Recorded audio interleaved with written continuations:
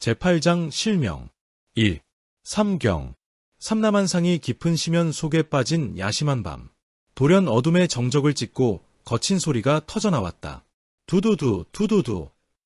그것은 분명 마차 바퀴가 굴러가는 소리였다. 이토록 깊은 시각에 웬 마차 소리란 말인가. 무슨 연유로 이 야밤에 무섭도록 마차를 폭주시키고 있는 것일까. 마차는 얼마 후 무성한 수림 속을 질주하기 시작했다.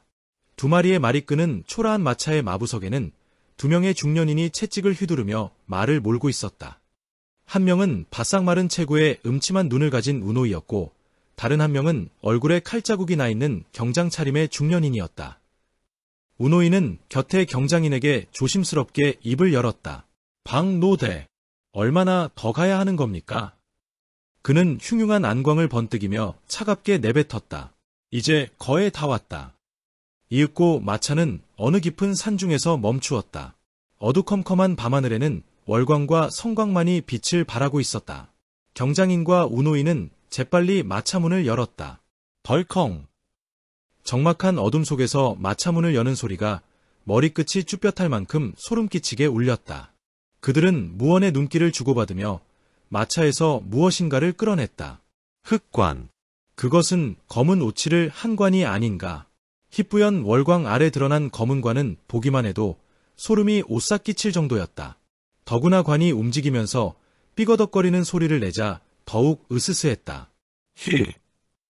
운호인은 길게 숨을 내쉬며 관의 윗부분을 받쳐들었다. 그의 이마에는 벌써부터 송글송글 땀방울이 맺혀져 있었다. 박노대라 불리던 중년인도 한쪽 부분을 맞들고 천천히 걸음을 옮겨갔다. 부엉부엉. 어디선가 부엉이 울음소리가 처량하게 들려왔다. 운호인은 새파랗게 질린 얼굴로 마른 침을 꿀꺽 삼켰다. 아무리 은자가 중하더라도 이런 일은 영 내키지가 않아. 그의 중얼거림에 박노대가 실소를 지었다. 두렵나. 하지만 이 관 속에 있는 인물은 아직 살아있는 사람일세. 그렇지만 이곳은 공동묘지가 아닙니까? 이들이 대화를 주고받으며 얼마 동안 걷자 음산한 기기가 가득 서린 공동묘지가 나타났다. 이곳은 대낮에도 인적이 드문 북망대산이 아닌가. 술을 헤아릴 수 없는 무덤 사이에서 금세라도 불쑥 원기가 튀어나올 듯 을씨년스러운 기분이 감돌고 있었다. 시퍼런 귀화가 유혼인 양 사방에서 피어오르고 괴괴함으로 가득 덮인 북망대산의 입구는 음산하기 이를 데 없었다. 두 사람은 잔뜩 긴장한 채 서서히 입구로 들어섰다. 박노대도 주위의 분위기에 겁을 집어먹은 듯 약간 떨고 있었다. 가까운 곳 아무데나 묻고 갑시다. 묻고 가다니. 그렇다면 그들은 그 관을 파묻기 위해 여기까지 왔단 말인가. 하지만 그 안에는 분명 살아있는 사람이 들어있다고 하지 않았는가. 그렇다면 그들은 지금 생매장을 하려 한단 말인가. 대체 그들은 무엇 때문에 하늘의 저주를 받을 만행을 저지르려 하는가. 두 사람은 관을 내려놓고 젖은 땀을 훔쳐내며 주위를 두리번거렸다. 암흑 속에서 희끗희끗 드러난 묘지들은 뼈골 시리도록 공포스러웠다. 젠장, 왜 하필이면 여기다 묻으라고 한담. 아무데나 묻으면 될 것을. 박노대가 투덜거리며 구덩이를 파는 순간 삐리릴 삘릴리. 전신의 털이란 털이 모두 곤두설 정도로 음산한 피리 소리가 심야의 북망대산에 울려 퍼졌다. 음산한 귀곡성과도 같은 피리 소리. 장송곡, 그것은 죽음을 연주하는 염라사자의 호곡이었다. 박노대와 운호인은 심장이 터져버릴 듯 경악하였다. 허. 피리 소리는 두 사람의 가슴을 공포로 갈갈이 찢어놓는 듯했다. 등줄기에선 금새땀이 비 오듯 쏟아졌고 다리가 후들후들 떨려왔다. 공포에 질린 그들의 눈동자는 이미 초점을 잃어가고 있었다. 피리 소리가 계속 이어지면 필시 내장이 터지고 칠공에서 피가 흐르게 될 것이리라. 바로 그때 돌연 피리 소리가 뚝 멈추더니 한 인형이 유령처럼 장내에 등장했다. 전체적으로 음랭한 기운을 풍기는 사순가량의 중년인. 그는 낡은 잿빛 장삼을 헐렁하게 걸치고 있었고 손에는 대나무로 만든 피리를 들고 있었다. 광운객 악령산이었다. 10대 기인 중에 1인인 그는 진유거를 추적하고 있지 않았던가. 항주 다락원의 남문 밖에 자리한 보원함의 비구니들을 몰살시킨 원흉으로 몰린 진유걸. 광운객은 그를 찾아 중원무림을 이 잡듯 뒤지고 다녔다. 그러나 묘하게도 그는 인피명구를 쓴 진유거를 알아보지 못하고 청청각 수하들의 손에서 구해준 적도 있었다. 광운객은 경장대안과 운호의를 주시하며 차갑게 내뱉었다. 어둠을 찾아든 것으로 미루어 결코 좋은 놈들 같지는 않구나. 그의 야멸찬 목소리가 그들의 고막을 때리자 그들은 그제서야 정신을 차리며 가까스로 입을 열었다. 귀하는 도대체 누구어? 박노대의 물음에 광운객은 이맛살을 찌푸렸다. 내 놈들은 본좌의 명호를 들을 만한 자격조차도 없다. 박노대는 이리저리 염두를 굴리다가 벼랑간 죽어라. 그는 일가를 터뜨리며 신속히 우수를 펼쳤다. 쏴.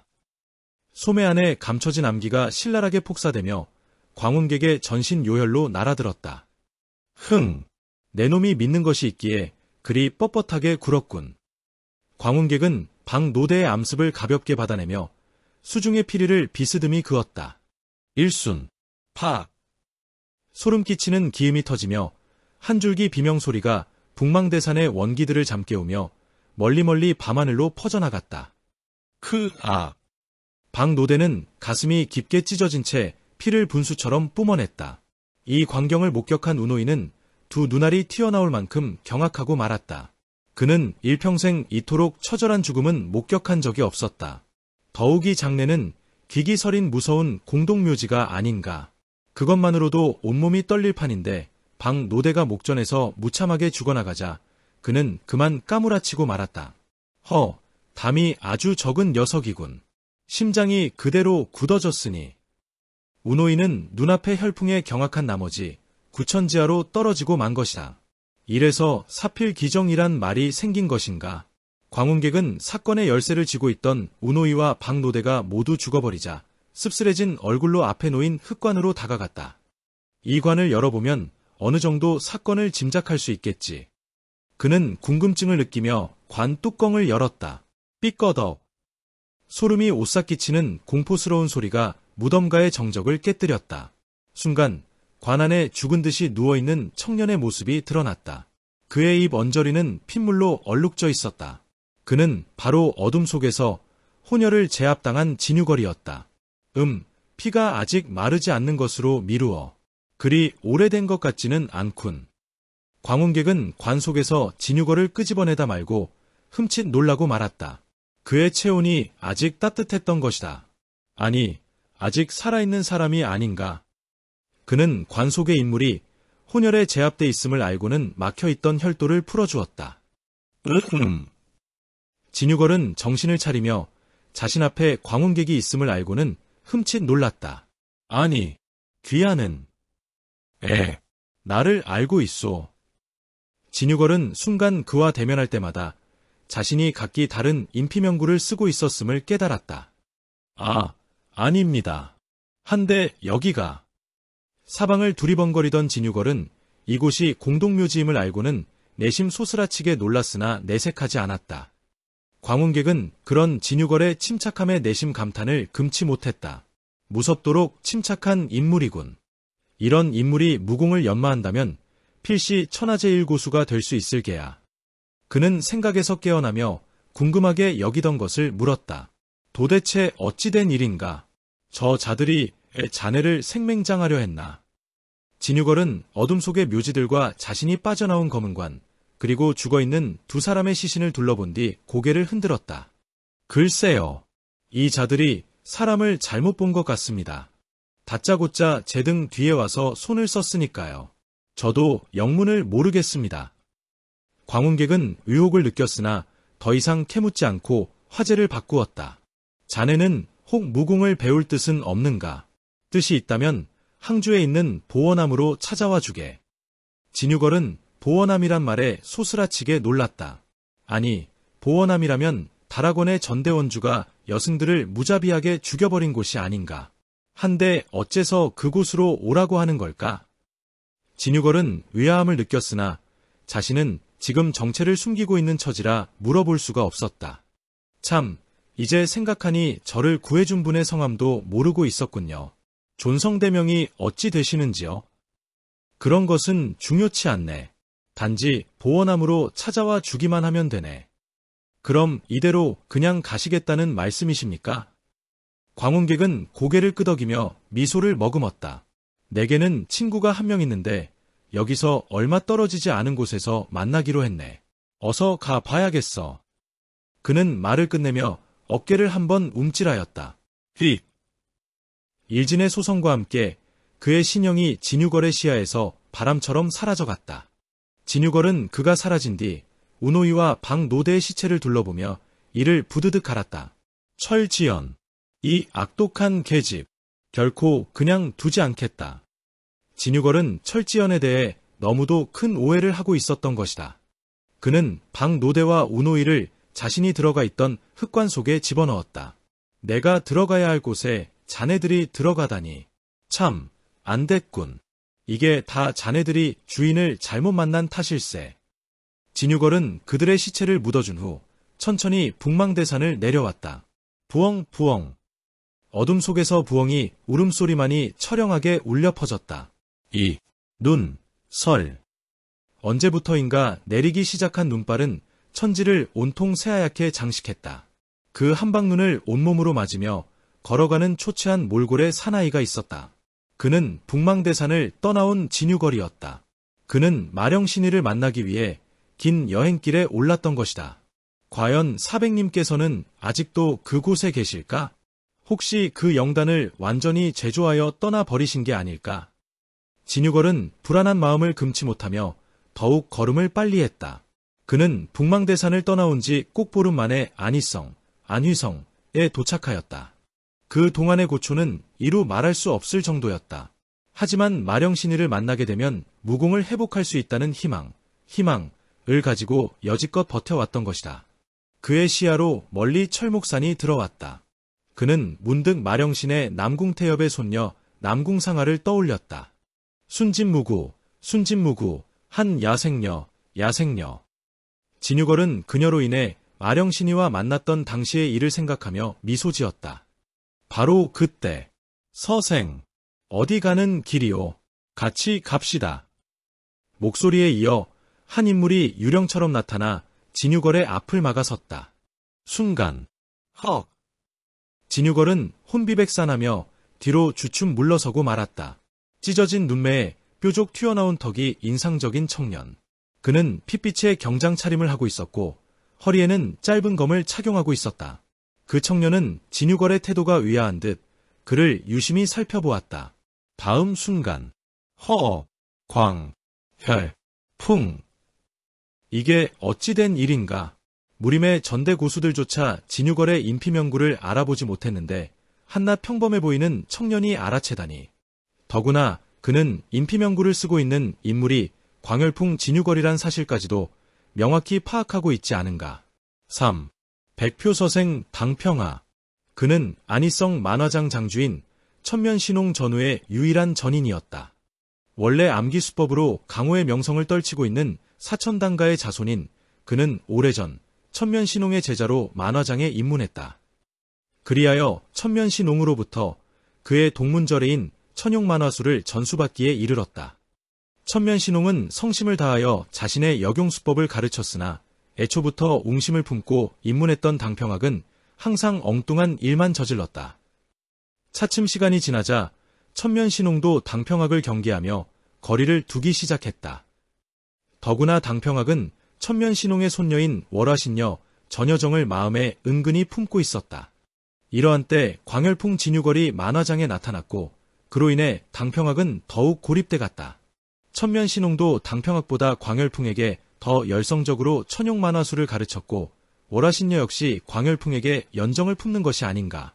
당평학은 내심 광열풍에 대해 무서운 질투를 느꼈으며 천면신홍을 원망하였다. 그러나 그는 자신의 감정을 절대로 드러내지 않는 음흉한 인물이었다. 진유걸은 천면신홍으로부터 그를 경계하라는 당부의 말까지 들은 적이 있었다. 한데 지금 역용한 진유걸의 눈앞에 그가 나타난 것이다. 그러니 진유걸이 어찌 놀라지 않을 수 있겠는가? 하지만 진유걸보다도 더욱 놀란 사람은 바로 백표서생 당평학이었다. 당평학은 천면신홍의 제자로 그의 인피명구를 모두 알고 있었기에 진유거를 보자마자 알아챘던 것이다. 그는 눈앞의 사내가 광열풍임을 확인하자 조금도 망설이지 않고 손을 내뻗었다. 팔광섬.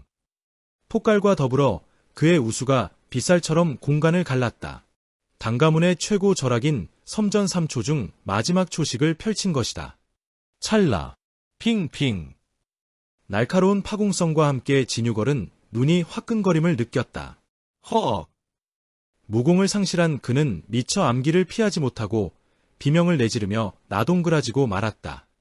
몸을 일으킨 진유걸은 눈에 지독한 고통과 함께 축축한 액체가 흘러내리는 것을 느꼈다. 진유걸이 무심코 눈을 만져본 순간 진유걸은 천지가 와르르 무너져 내리는 듯한 충격을 느끼며 주저앉고 말았다. 으아! 내 눈! 내 눈! 눈에서 흘러내리던 축축한 액체는 바로 피였던 것이다. 당평하기 펼친 암기는 그대로 진유걸의 눈 속으로 파고들고 만 것이다. 만사에 초연했던 진유걸이었지만 이 순간만은 참지 못했다. 안 보여. 아무것도. 이럴 수가. 으아. 진유걸은 바닥에 몸을 내던진 채 미친 듯이 몸부림치며 울부짖었다. 이제는 모두 끝장이야. 모든 것이 끝장이야. 으흐흐흐. 피를 토하듯 절규를 터뜨리는 진유걸. 눈에서 흘러내린 핏물로 인하여 그의 전신은 악기를 연상게 했다. 죽음. 진유걸에게 남은 것은 이제 그것뿐이었다. 장님이 된 몸으로 무엇을 할 수 있겠는가? 그가 지금 할 수 있는 것은 하늘을 원망하고 자신의 운명을 저주하는 것뿐이었다. 피눈물. 폐부를 온통 씻어내리는 듯한 오열이 피눈물과 함께 타져나왔다. 처냐마냐한 단해에 떨어져 온 전신이 산산조각 나는 듯한 느낌이었다. 으아! 으흐흐! 진유걸은 처절한 절규를 토해낼 때 당평학은 어안이 벙벙한 얼굴을 하고 있었다. 광열풍이 이토록 쉽게 당할 줄이야. 그는 암기를 발출한 뒤 10장이나 도주했다가 광열풍이 쫓아오지 않자 다시 돌아온 것이다. 광열풍이 아닌 게 아닐까? 그러면 이토록 쉽게 당하지는 않을 텐데. 약 반씩경이 지났을까? 진유걸의 몸부림도 어느 정도 진정되고 있었다. 내 놈이 광열풍이 분명하렸다. 당평학은 진유걸이 진정되기를 기다렸다가 호통을 내질렀다. 진유걸은 당평학의 목소리를 듣자 분노로 몸이 부르르 떨렸다. 이놈, 당가야. 본 공자가 죽어 원혼이 되더라도 기필코 이 한을 풀고야 말겠다. 허으. 그는 너무도 격분한 나머지 한 움큼의 선혈을 토해낸 채 그대로 혼절해버리고 말았다. 당평학은 눈앞의 현실이 아직도 믿어지지가 않았다. 광열풍이 내 손에 쓰러지다니. 그가 쓰고 있는 인피명구는 분명 전 늙은이가 만든 것임에 분명한데 정말 이상한 일이군. 그는 진유걸의 인피명구를 잡아뜯었다. 일순, 드러난 준수한 용모. 그것은 분명 광열풍의 진면목이 아닌가. 강남살성 광열풍이 나에게 당하다니. 도대체 어찌된 영문인지 모르겠군. 그는 궁금증을 채우기 위해 진유걸을 깨웠다. 진유걸은 정신을 차리자 원안에 가득 찬 음성을 토해냈다. 이 놈 당가야. 내 놈은 본 공자와 하등의 원한도 없을 진데 어찌 이토록 악독하단 말이냐. 백표서생은 잔인한 미소를 입가에 흘렸다. 원한이 없다고? 너는 그럴지 몰라도 나는 너에게 원한이 아주 많은 사람이다. 전 늙은이에게도 그렇고. 하지만 그 늙은이는 이미 저 세상으로 보냈으니 이제는 내 놈 차례다. 순간 진유걸은 불현듯 머리를 스쳐가는 생각이 있었다. 그렇다면 내가 천대가를. 당평학은 앙천광소를 터뜨렸다. 하아, 그렇다. 내가 그 늙은이를 죽였다. 진유걸은 분노로 온몸이 폭발할 것만 같았다. 이 천인공노할 악적. 하늘이 두렵지 않단 말이냐? 어찌 자신의 스승을. 으흐흐흐. 광열풍. 내 놈도 곧 뒤따라갈 테니 걱정하지 말거라. 진유걸은 그의 살음에 부르르 몸서리를 쳤다. 내 놈은 어쩌다가 공력을 상실했느냐. 당평학은 진유걸이 자신에게 전혀 손을 쓰지 않자 그가 무공을 상실했음을 비로소 확신할 수 있었다. 알 필요 없다. 당가야, 어서 손을 써라. 한순간 당평학의 눈에서 사람을 질식시킬 듯한 한기가 무섭게 폭사했다. 그것은 염려하지 마라. 내 놈을 살려주고픈 마음이 내게는 전혀 없으니 그보다 한 가지 물어볼 것이 있다. 내 놈이 바로 풍운서생이냐? 이때 호련. 그 사람이 풍운서생이라고요. 은방울을 굴리는 듯한 목소리와 함께 한 여인이 장내에 나타났다. 그녀는 믿을 수 없다는 듯 피곤죽이 되어 있는 진유거를 응시했다. 낭자는 니시오. 저는 하북성에 사는 지청난이라 합니다. 지청난이라면 진유걸이 강태위의 장원에서 살려준 적이 있던 여인이 아닌가. 원앙병내상기가 퉁겨낸 잡력으로 지청난이 생명을 잃을 뻔한 순간 진유걸이 대신 맞고 큰 부상까지 입지 않았던가. 낭자는 저 자를 알고 있소. 저 자가 바로 그 악명 높은 광열풍이란 자요. 지청난은 피에 물든 진유걸을 안타까운 눈빛으로 바라보며 물었다. 소엽이 정령 풍운서생이신지요? 진유걸은 모든 걸 체념한 듯한 얼굴로 묵묵히 고개를 끄덕였다. 그렇소. 낭자도 내게 원한이 있소. 꿈에도 흠모를 금치 못하던 공자님이 이렇게 되시다니. 지청난은 눈물이 그렁한 눈으로 진유걸을 바라보다 문득 당평학 쪽으로 몸을 돌렸다. 지청난은 잠시 무엇인가를 생각하는 듯하더니 잠시 후 스스로 상의를 벗기 시작했다. 한 겹, 두 겹. 그녀의 옷들이 하나씩 하나씩 바닥으로 떨어져 내렸다. 당평학은 갑작스런 그녀의 행동에 위화함을 금치 못했다. 낭자, 지금 뭐 하는 거예요? 그러나 지청난은 아무 말 없이 입술을 꼭 다문 채 옷만 벗을 뿐이었다. 드디어 얼마 후 지청난의 농염한 상체가 드러났다. 비록 추위에 떨고 있었으나 너무도 풍만한 젖가슴은 터질 듯하였다. 더구나 하얀 눈 속에 드러난 여인의 우윳빛 살결은 사내의 가슴에 거센 불길을 당기기에 부족함이 없었다. 그녀의 몸매는 나무랄 데 없이 완벽한 미를 갖추고 있었다. 당평학은 목구멍으로 치솟아 오르는 욕정을 느끼며 꿀꺽 침을 삼켰다. 뜨거운 불기둥이 그의 단전 아래로 운집하기 시작했다. 호흡이 가빠지고 혈액이 팽창되며 얼굴이 벌겋게 달아올랐다. 소녀의 몸이 탐나세요. 당평학은 지청난의 물음에 황급히 머리를 끄덕였다. 그렇소. 그의 눈은 벌써 시뻘겋게 충혈돼 있었다. 지청난은 요염한 미소를 입가에 흘리며 유혹적인 목소리로 말했다. 그렇다면 가지세요. 당평학은 그녀가 무슨 술수를 부리는 게 아닌가 하여 몰래 공력을 끌어올려 보았다. 하나 장강의 물결 같은 진기는 막힘없이 솟구치는 것이 아닌가. 당평학은 마치 도깨비에 홀린 기분이었다. 그는 더 이상 참을 수 없다는 듯 지청난을 끌어안으려 했다. 소녀를 가지는 대신 한 가지 조건이 있어요. 당평학은 끓어오르는 욕정을 간신히 억누르며 빠르게 물었다. 무슨 조건이요? 지청난은 그 말을 기다리고 있었다는 듯 지체 없이 말했다. 저 사람을 살려주세요. 순간 너무도 의외인 그녀의 말에 당평학이 놀란 얼굴을 했다. 그러나 그보다 더 놀란 사람은 진유걸이었다. 안 돼요. 낭자가 누구길래 나를 위해 그런 일을 한단 말이오. 여인에게는 순결이 목숨보다 귀한 법이오. 내가 살자고 그럴 수는 없소. 그건 절대 안 돼요. 진유걸은 자기 목숨에는 아랑곳 없이 절규하듯 외쳤다. 지청난은 그의 절규를 일축하며 당평학을 향해 요염한 눈빛을 던졌다. 소녀는 순결한 몸이에요. 결코 당신이 손해보는 일은 아닐 거예요. 진유걸은 비록 눈앞이 보이지는 않았지만 그녀를 말리기 위해 허둥지둥 일어나 더듬거렸다. 안 돼오, 낭자. 나는 이미 죽음보다 못한 삶을 살고 있는 몸이오. 내 목숨 따위는 이미 아무런 의미도 없소. 한데 무엇 때문에 그런 나를 위해 낭자가 희생하려 한단 말이오. 일세의 기업이며 살성인 광열풍이 앞도 보지 못한 채 비틀거리는 모습은 정녕 처절하기 이를 데 없었다. 그 광경을 물끄러미 주시하던 당평학은 지청난을 향해 고개를 끄덕였다. 낭자의 죄의를 받아들이겠소. 그는 비록 입으로는 그렇게 말했지만 내심은 전혀 달랐다. 기회를 보아 계집을 취한 뒤 저 놈을 죽이든가 해야겠군. 그가 음흉한 심보를 굴리고 있을 때 만일 소엽께서 딴 마음을 먹으신다면 소녀는 그 자리에서 혀를 깨물겠어요. 지청난의 예리한 말에 당평학은 흠칫 놀라며 다시 한번 진유걸을 바라보았다. 피범벅이 되어 비틀거리는 그는 그냥 살려주어도 얼마 후에 곧 죽을 것 같았다. 광열풍은 이제 끝장이다. 그는 비단 무공을 상실했을 뿐만 아니라 눈까지 멀었으니 굳이 손을 쓸 필요도 없겠지. 좋소. 그는 말을 끝냄과 동시에 지청란의 허리를 낚아채며 신형을 날렸다. 숭고한 여인 지청란. 그녀는 끝내 자신을 버려가며 진유거를 구한 것이다. 그들이 떠나간 장내에는 하얀 눈만이 수북히 쌓이고 있을 뿐이었다. 안 돼오, 낭자.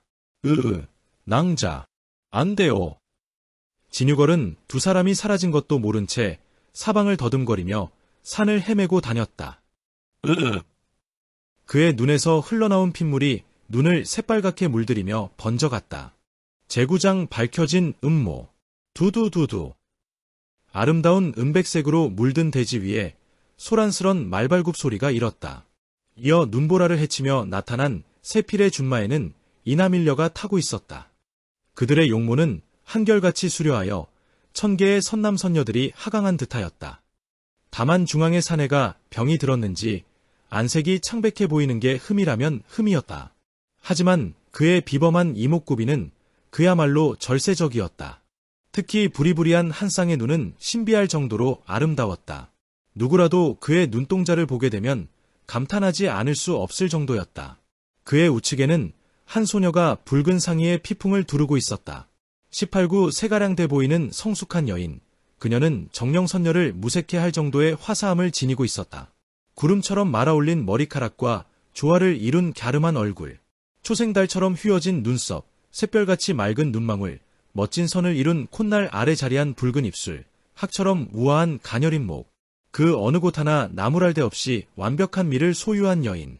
그러나 지금 그 여인의 맑은 눈동자에는 짙은 우수가 드리워져 있었다.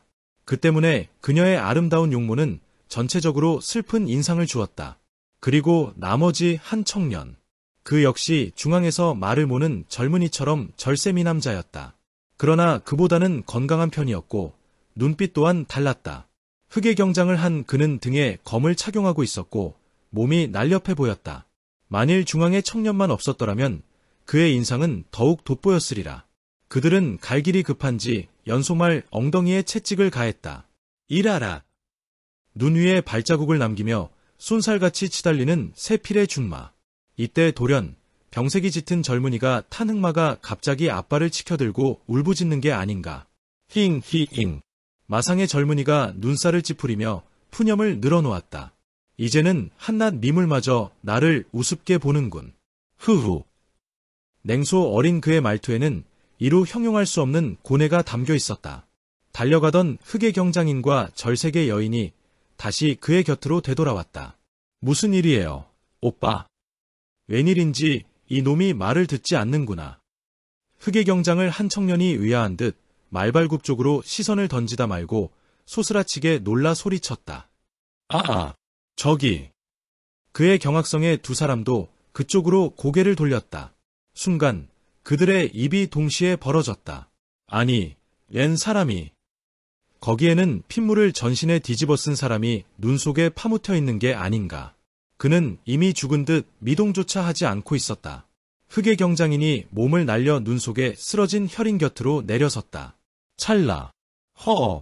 누가 이렇게 잔인한 짓을. 혈인의 눈에는 시퍼런 빛을 발하는 암기 2개가 꽂혀 있는 것이 아닌가.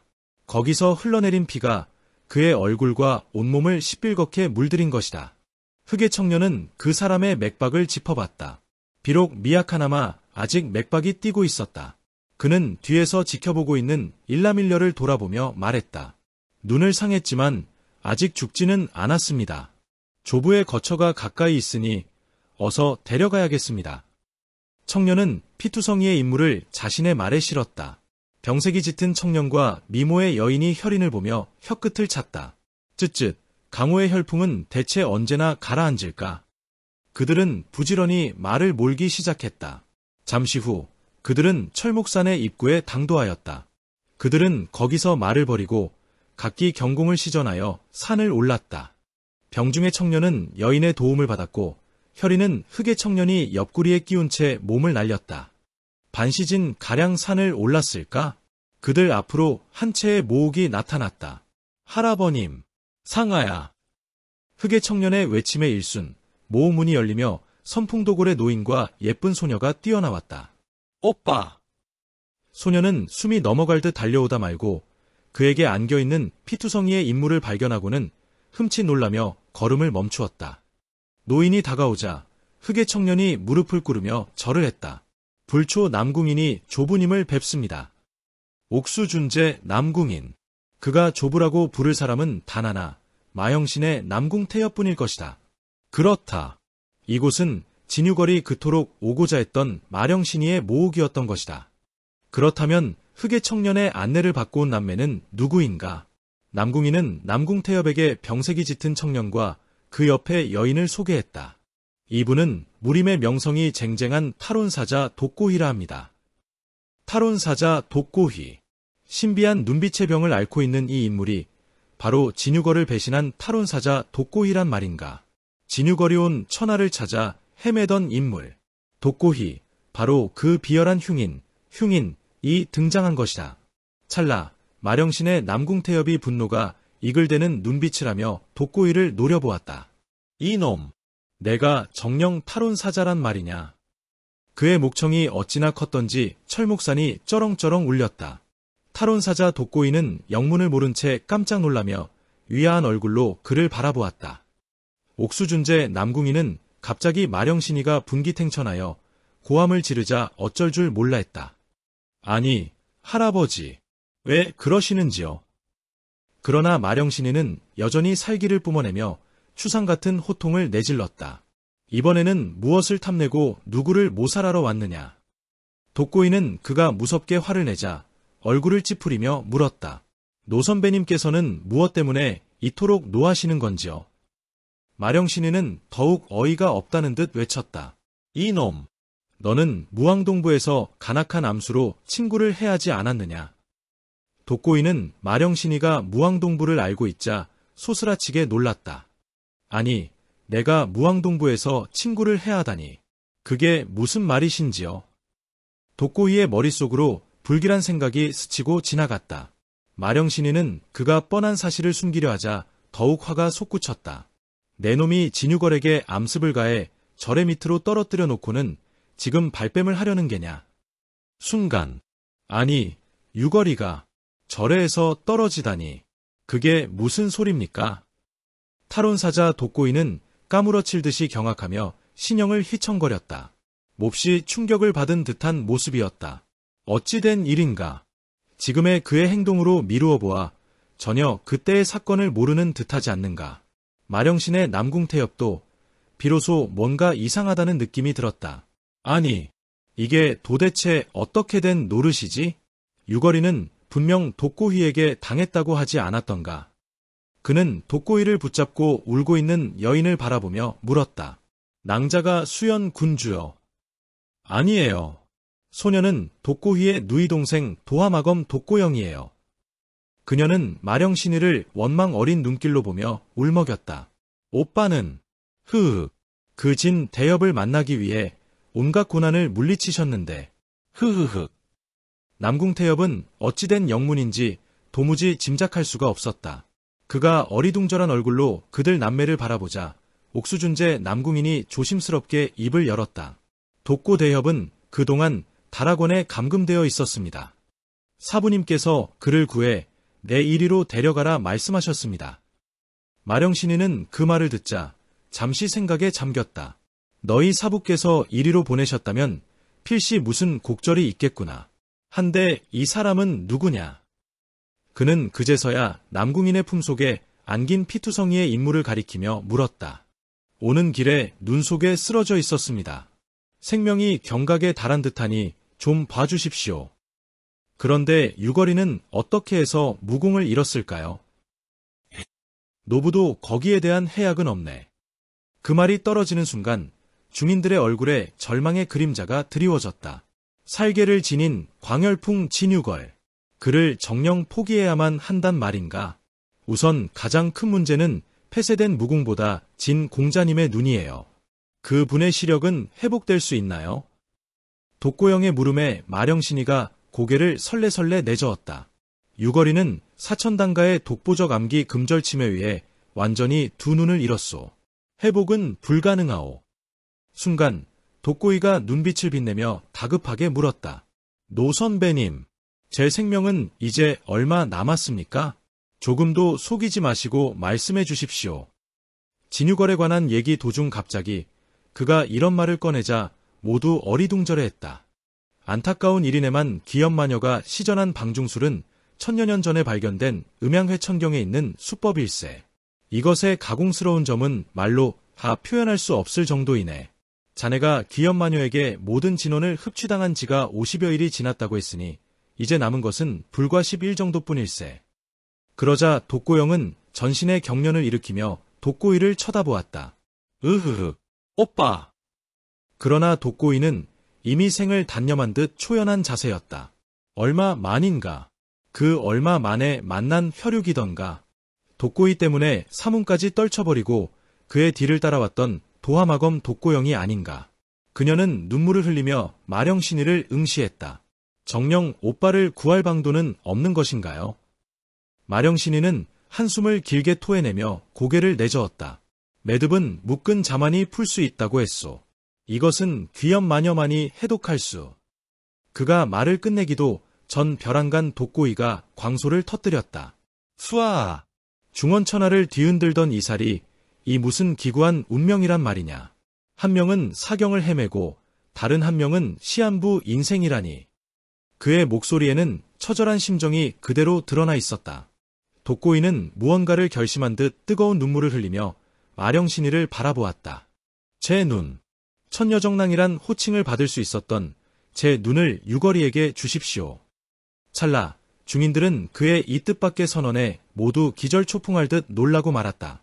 하지만 잠시 후 그의 얘기는 벅찬 감격과 더불어 회의를 일으켰다. 타인에게 눈을 이식한다는 것은 금시초문이었기 때문이었다. 어떻게 독고이의 눈을 진유걸의 눈에 옮길 수가 있단 말인가. 이것은 도저히 불가능한 일이었다. 마령신이는 쓴웃음을 지으며 고개를 내저었다. 대엽의 의기는 충분히 알만하오. 하지만 그것은 전례가 없던 일이오. 절대 불가능. 그때였다. 다소곳이 앉아있던 남궁상하가 자리를 박차고 일어났다. 할아버지, 해야 해요. 어떻게 하든지 진 오빠를 구해야만 해요. 그러자 독고영도 벌떡 몸을 일으켜 세웠다. 그분의 몸에 남아있는 상궁부는 사부님으로부터 약간 배운 바가 있으니 소녀가 해독해보겠어요. 그렇게 되면 그분은 다시 무궁을 익힐 수가 있게 돼요. 그러나 마령신이는 그들의 열의에도 불구하고 땅이 꺼질 듯한 한숨을 불어냈다. 휴, 그러나 그의 눈을 치료하기 위해선 당장 공력을 주입시켜야만 하는데 지금 그는 외인의 공력을 전혀 받을 수가 없는 상황이오. 그때 생각에 잠겨있던 남궁인이 문득 방법이 생각난 듯 벌떡 신형을 일으켰다. 할아버지, 성령용골신단이 있지 않습니까? 순간 남궁태엽이 전신을 부르르 떨었다. 성령용골신단. 하지만 그건 너를 살리기 위해 만들어온 영단이 아니냐. 진형은 천하를 구할 분이십니다. 그러니 일단 그분을 구하는 게 우선입니다. 굳은 의지가 담긴 남궁인의 말에 마령신이의 노안에 축축한 물기가 어려졌다. 오음절맥인 남궁인을 살리기 위해 몇십 년을 제조해온 성령용골신단이 아닌가. 그런데 자신의 목숨은 아랑곳 없이 그 귀한 성령용골신단을 미련 없이 남에게 주겠다니. 남궁태엽은 남궁인의 그 같은 마음씨에 가슴 속 깊은 곳에서 뜨거운 감정이 솟아올랐다.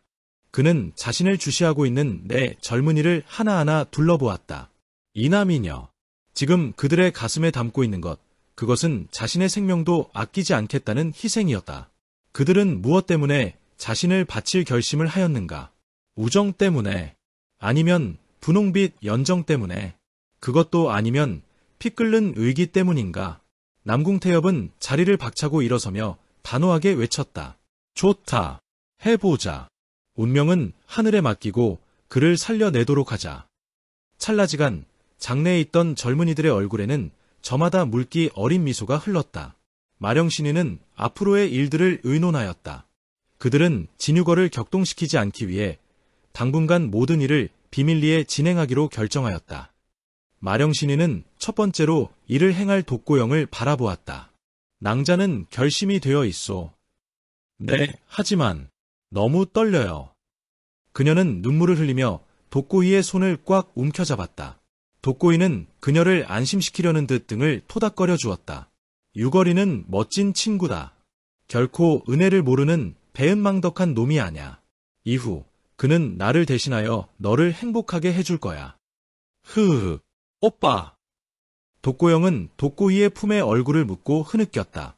마령신이는 힐끔 남궁상아를 쳐다보았다. 그러나 그녀는 아직 아무것도 눈치 못 챈 듯 남궁인과 무슨 말인가를 주고받고 있었다. 휴, 오늘 이후로 저 애는 이루지 못할 사랑에 얼마나 애태우며 가슴 아파할 것인가. 마령신이가 내심 한숨을 내쉬고 있을 때 남궁상아는 걱정스러운 얼굴로 남궁인을 바라보며 물었다. 성령용골신단을 복용하지 않는다면 오빠는 어떻게 돼? 남궁인은 그녀를 안심시키려는 듯 미소를 지어 보였다.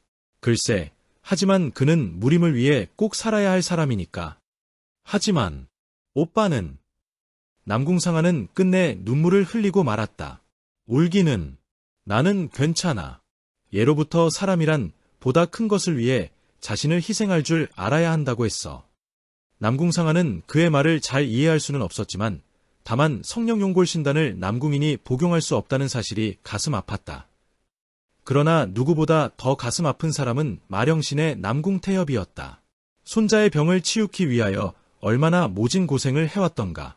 그런데 이제 와서 가까스로 완성된 영단을 진유걸에게 복용시켜야 하다니. 하지만 마음이 아프기는 했지만 결코 아깝다는 생각은 들지 않았다. 마령신이는 남궁인과 남궁상아의 대화에 끼어들었다. 상아야, 비록 오빠가 성령용골신단을 복용치 않는다 해도 살아날 다른 방법이 또 있단다. 그의 말에 두 사람이 놀란 얼굴로 마령신이를 주시하였다. 정말이십니까, 할아버지? 할아버지, 그 말씀이 진정이세요? 물론이지. 3년 안으로 성령용골신단을 복용한 사람의 피를 조금만 섭취하면 그 절증을 고칠 수가 있다. 다만 한 가지. 한 가지. 그게 무엇입니까? 그 방법으로 고치게 되면 무공을 펼칠 수가 없게 된다. 즉, 공력을 상실하게 되는 것이지. 제가 천하를 구하지 못할 바에야 그럴 능력이 있는 사람에게 양보하는 게 지당합니다. 남궁태엽은 손자의 희생에 눈물이 나왔지만 입술을 악문 채 참아냈다. 모두의 희생으로 과연 진유걸은 살아날 수 있을까? 각자 나름대로의 생각이 깊어져 가는 동안 가을밤도 깊어져 가고 있었다. 제10장 친구에게 내 눈을 주시오. 1. 광열풍 진유걸. 그는 지금 침상 위에 죽은 사람처럼 누워 있었다. 마치 조물주의 작품인 듯 생김새 하나하나가 옥석을 다듬어 놓은 듯하였다. 다만 붕대로 가려놓은 두 눈과 핏기라곤 찾아볼 수 없는 차가운 안색이 흠이라면 흠이었다. 그의 머리맡에는 언제부터인가 한 소녀가 우두커니 서서 그를 물끄러미 지켜보고 있었다. 선녀같이 화사한 용모의 여인. 그녀의 작은 입술은 보는 이의 간장을 녹일 듯 매력적이었다. 이슬을 머금은 풀잎처럼 촉촉한 입술은 툭 건드리면 물이라도 퉁겨나올 듯 붉은 윤기가 흘렀다. 그러나 그녀의 두 눈동자는 짙은 수심에 차 있어 무척 애처로워 보였다. 그녀는 바로 다락원주인 아진이자 독고희의 누이 동생인 도하마검 독고영이 아닌가. 독고영은 진유걸을 물끄러미 바라보며 긴 상념에 잠겨 있었다. 진 공자님, 소녀는 이렇게 당신을 보고 있건만 당신은 소녀를 보지 못하는군요. 처음 다락원에서 당신이 풍운서생이란 신분으로 나타났을 때 나는 이미 당신에게 깊은 연정을 느꼈답니다. 그녀의 속눈썹이 파르르 떨리며 눈가에 눈물방울이 맺혔다. 결국 당신과 만나기는 했지만 이런 식으로 맺어질 줄은 몰랐어요. 아름다운 꿈이 깨지는 게 마음 아프긴 하지만 이것이 사랑하는 당신을 위하는 길이니 어쩔 수가 없군요. 그녀의 천천히 자신의 옷을 하나하나 벗기 시작했다. 죽음과도 같은 정막 속에 오직 들리는 거라곤 옷 벗는 소리뿐이었다. 잠시 후 독고영의 몸을 가리고 있던 모든 의복이 바닥으로 떨어져 내렸다. 그녀는 기미까지 빨갛게 물들이며 천천히 진유걸에게 다가갔다.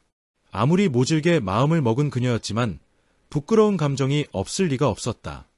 독고영이 걷는 것에 따라 매끈하고 탄력 있는 피부와 팽팽하게 부풀어 오른 젖봉우리가 흔들거렸다. 아름답고 신비스럽게 굴곡진 몸매, 우윳빛 젖가슴과 그 끝에 매달린 유두는 보기만 해도 자극적이었다. 늘씬하고 희멀건 윤기가 흐르는 허벅지와 여인의 가장 은밀하고 신비한 비경. 그곳은 독고영의 섬섬옥수로 가려져 있어 여전히 신비감을 간직하고 있었다. 그녀는 진유걸의 침상 옆에 몸을 눕혔다. 진유걸 역시 알몸이었다. 진유걸의 차가운 살결과 독고영의 부드럽고 따스한 나신이 서로 닿았다. 독고영은 움찔 놀라며 진유걸의 싸늘한 품속으로 파고들었다. 그녀는 서서히 진유걸의 식어버린 육체를 애무하기 시작했다. 독고영은 그를 따뜻하게 해주기 위해 온 힘을 다했다. 하지만 진유걸은 아무런 움직임도 없었다. 독고영의 맑은 눈에서는 하염없이 눈물이 흘렀지만 그럼에도 그녀는 혀끝과 손을 이용해 진유걸을 쉬지 않고 애무해갔다. 도하마검 독고영. 그녀는 자신의 모든 것을 내던져 진유걸을 살려내려고 애쓰는 중이었다. 아, 사내는 자신을 알아주는 사람을 위해 생명을 바치고 여인은 사랑하는 사람을 위해 죽는다고 했던가. 비천한 신분인 지청난도 진유걸을 살리기 위해 서슴없이 자신의 육신을 내던졌지 않은가.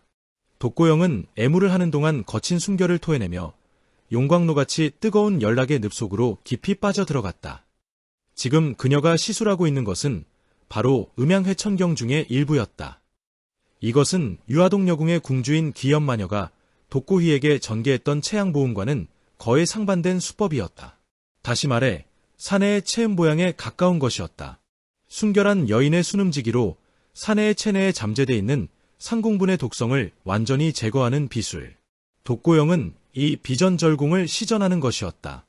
더구나 진유걸은 의식조차 없는 상태에서 이때 모옥 밖에서는 마령신이와 남궁인, 남궁상아, 독고희 등이 초조한 눈길을 주고받고 있었다. 남궁상아는 별빛 같은 눈동자를 반짝이며 물었다. 할아버지, 독고 언니가 어떻게 진 오빠를 치료할 수 있죠? 남궁태엽은 쓴웃음을 머금으며 대답했다.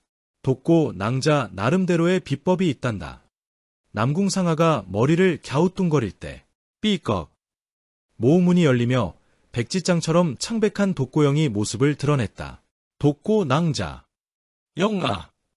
마령신이와 독고이는 그녀를 부르며 달려갔다. 독고영은 퉁퉁 부어오른 눈으로 독고이를 바라보며 그의 가슴에 안겼다. 오빠. 소매는 이제 흐흐흐. 독고영이 눈물을 흘리며 울먹이자 독고이는 그녀의 아픈 가슴을 헤아리며 등을 두들겨 주었다. 영아, 애썼다. 유거리는 결코 너의 희생을 묵과하지 않을 것이다.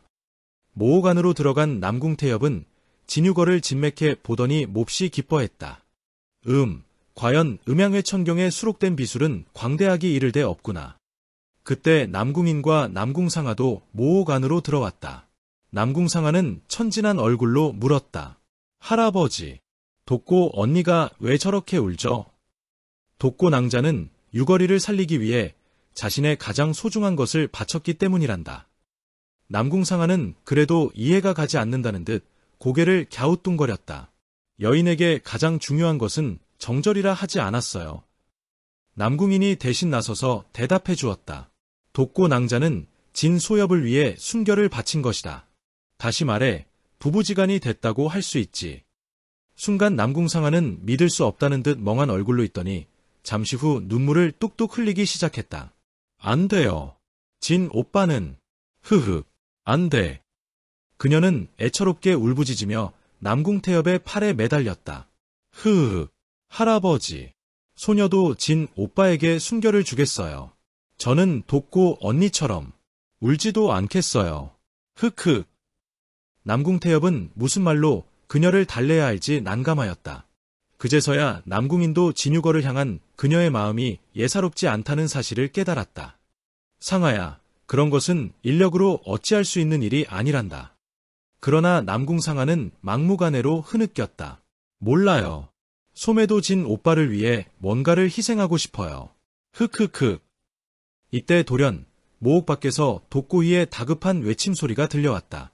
노 선배님, 누군가가 이쪽으로 오고 있습니다. 마령신이와 남궁이는 가슴이 섬뜩해짐을 느끼며 재빨리 밖으로 뛰쳐나갔다. 독고이의 말처럼 멀리서 한 인형이 행운 유수와도 같은 신법으로 달려오고 있었다. 수세미처럼 헝클어진 머리에 뗏물이 줄줄 흐르는 의복을 입은 거린. 그는 바로 폐허가 된 만화장에 등장하여 진유거를 놀려대며 자칭 추계라 하던 인물이 아닌가. 또한 태명회를 암암리에 감시하고 있던 인물이었다. 마령신이는 그를 알아보고는 안도의 숨을 내쉬었다. 취풍계, 취풍, 로군. 추계, 즉 취풍계는 순식간에 중인들 앞으로 날아내렸다.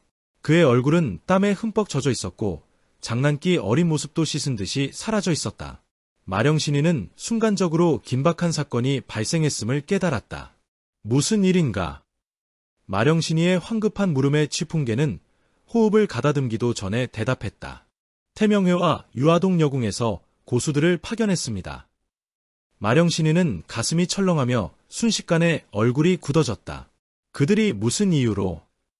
선배님이 제조 중인 영단과 탈혼사자, 아진, 원주 등을 추격하기 위해서입니다. 그러자 옥수준재 남궁인이 앞으로 나섰다. 사부님께서는 지금 어디 계시는지요? 반야선승께서는 며칠 전 별자리를 살펴보시고는 길을 떠나셨소. 살개를 지닌 무림의 동량지제가 난관에 빠졌다고 하시면서 일순, 중인들은 반야선승의 해안의 감탄을 금치 못했다. 그가 미처 진유거를 찾아내지는 못했으나 그러한 사실을 예견한 것만으로도 세인들의 상상을 불허하는 것이었기 때문이었다. 이때 갑자기 마령신이의 안색이 창백하게 변해갔다. 아, 이미 한 발 늦었구나. 그들이 이곳을 향해 몰려오고 있다. 그 말에 중인들은 하나같이 경악스런 표정을 지었다. 우선 안으로 들어가자.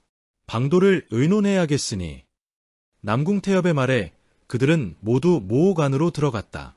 남궁상하는 진유걸의 머리맡에 붙어 있다가 몸을 일으켰다. 그녀의 눈도 독고영처럼 부어올라 있었다. 치풍계는 독고영과 남궁상하를 번갈아 바라보며 난색을 지었다. 두 분 꽃같은 낭자께서 어째서 눈들이 부었을까? 이 사람 때문이오. 남궁인이 침상 위에 누워있는 진유걸을 가리켰다. 이 사람이 누구이길래? 이살 중 1인인 진유걸이며 반야선승이 찾는 살교의 주인공이기도 하고 만화장에서 자네를 도와주었다는 풍운서생이기도 하지. 순간 치풍계가 몹시 놀란 듯 입을 떡 벌렸다. 한데 어찌 된 것입니까? 마령신이는 몹시 난감한 듯한 얼굴을 하였다. 지금 그를 격동시키면 만사가 수포로 돌아가네. 더구나 지금 몰려오는 적들이 성령용골 신단을 노린다면 결과는 더욱 좋지 않네. 그 말이 끝나는 순간 오! 철목산이 쩌렁쩌렁 울리는 장소성이 어디가에서 터져나오는 게 아닌가. 그것은 정령 중인들의 고막을 찢어놓을 듯 엄청난 내력이 깃든 광성이었다. 모호간의 중인들은 머리끝이 쭈뼛해질 정도로 놀라며 몸서리를 쳤다. 할아버지. 남궁인이 굳은 결의에 찬 눈빛으로 남궁태엽을 바라보았다. 남궁태엽은 그가 말하고자 하는 뜻을 간파하고 나직하게 신음을 토했다. 독고이도 망설이지 않고 나섰다. 사태가 이토록 긴박한 이상 무엇을 주저하겠습니까? 어서 저의 눈을 그에게 이식해 주십시오. 남궁태엽은 침을 꿀꺽 삼키며 그들을 둘러봤다. 모두들 결의의 참모습들이었다. 두 시진. 그들을 두 시진만 막아다오. 그들에게 영단이 2시간 후에 완성된다고 말하면 그들은 결코 이 안으로 들어서지 않을 것이다. 남궁인이 힘차게 고개를 끄덕였다. 알겠습니다. 어떻게 하든지 저들을 막아보겠습니다. 남궁태엽은 다정한 눈길로 남궁상하를 바라보았다. 상하야, 이제야말로 진 오빠를 위해 희생할 기회가 온 거야. 남궁상하는 여전히 혼수 상태에 빠져있는 진유거를 힐끔 보며 활짝 웃었다. 상하도 온 정성을 다할 거예요. 마령신이는 다시 독고희와 독고영에게로 고개를 돌렸다. 눈물로 얼룩진 그녀의 눈동자가 독고희의 가슴을 비수처럼 파고들었다.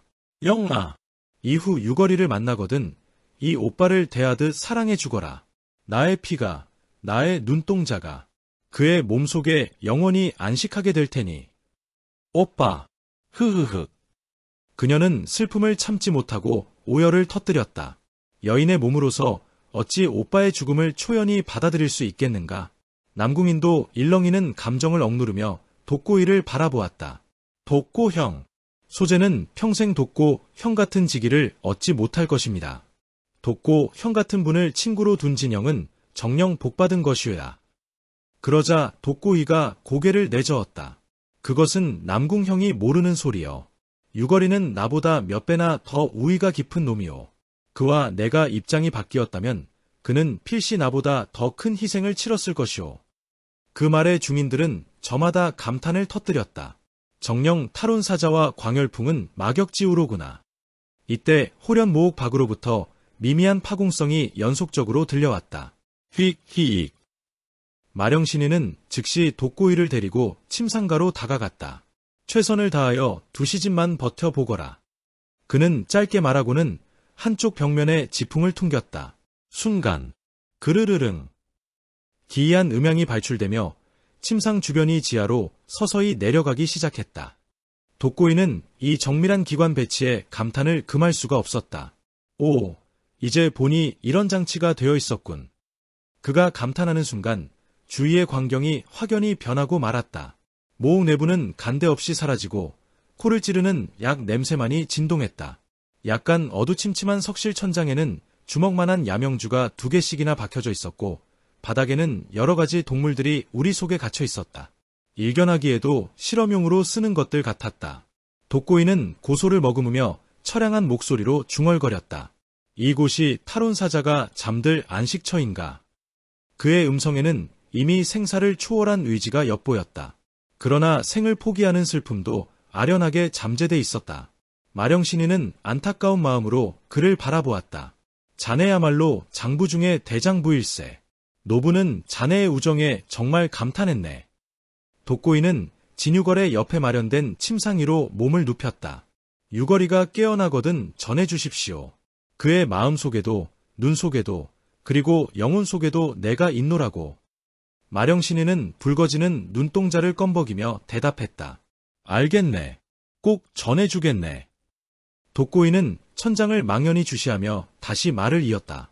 그리고 독고이는 탈혼사자라는 명호보다도 천녀정랑이란 호칭을 더 좋아했다고 말씀해 주십시오. 그러지. 그것도 꼭 전해주겠네. 마령신이는 품 안에서 벽록색의 옥합을 꺼냈다. 그는 부르르 떨리는 손으로 북디붉은 광채가 발산되는 영단을 꺼냈다. 성령 용골신다. 이 영단을 제조하기 위해 그는 장장 15년간을 심산유곡에서 생활하지 않았는가. 실로 이 성령 용골신단에는 마령신의 무서운 집념과 정성이 깃들여져 있었다.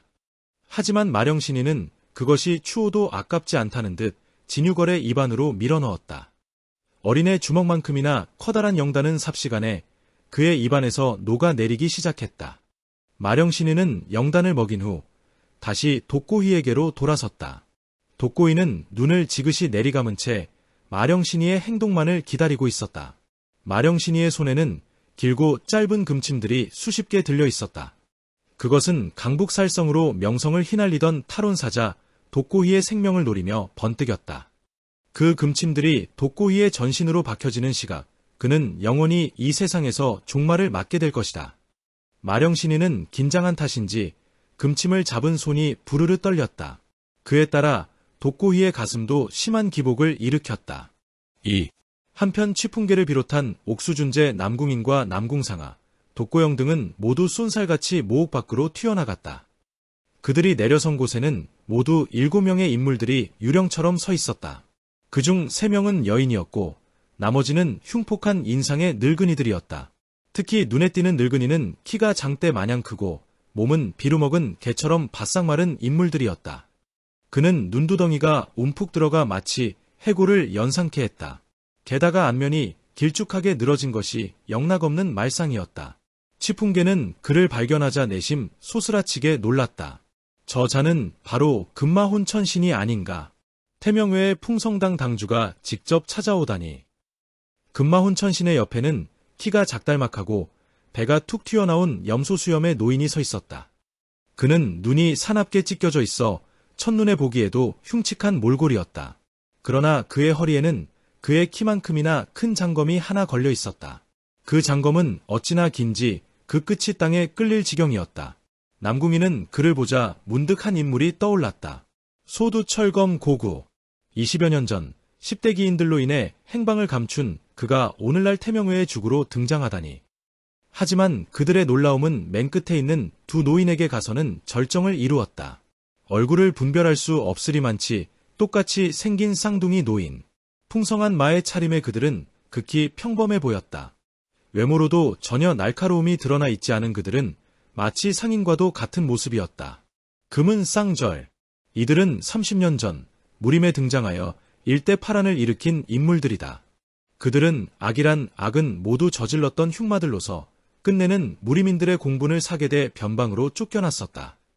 하지만 기이하게도 이들 쌍절의 얼굴에는 흉악한 기색이 전혀 없었다. 그 때문에 그들에게 속은 수많은 양민과 부녀자들이 농락당하고 죽어간 일이 비일비재하였던 것이다. 한데 오랜 세월이 흐른 지금 그들이 다시 출현했으니 이들에 관해서라면 귀가 따갑도록 들은 바 있던 남궁인이 흠칫 놀라며 외쳤다. 금절과 은절. 그 소리를 듣는 순간 치풍계도 기겁할 듯이 경악했다. 아무래도 금일의 국면은 득보다는 실이 더 많겠구나. 그들이 무언의 염두를 굴리는 순간 독고영은 세 여인을 주시하고 있었다. 냉랭한 눈길로 쏘아보고 있는 중년 요부와 면사로 얼굴을 가린 두 여인. 그녀들은 바로 다락원의 전대원주와 그녀의 시녀들인 향연, 향옥이었다. 아, 그렇다면 그녀들은 모두 이살과 철천지 원수 사이가 아닌가. 보원함의 여승들을 무자비하게 추살한 살신아찰. 광열풍 진유걸의 공력을 상실시킨 향연, 즉 월화신녀 전여정. 그리고 향옥으로 행세하는 옥봉여협 행소미. 몰려온 칠리는 모옥 안에서 뛰쳐나온 이남이녀를 주의 깊게 살필 뿐 아무도 입을 열지 않았다.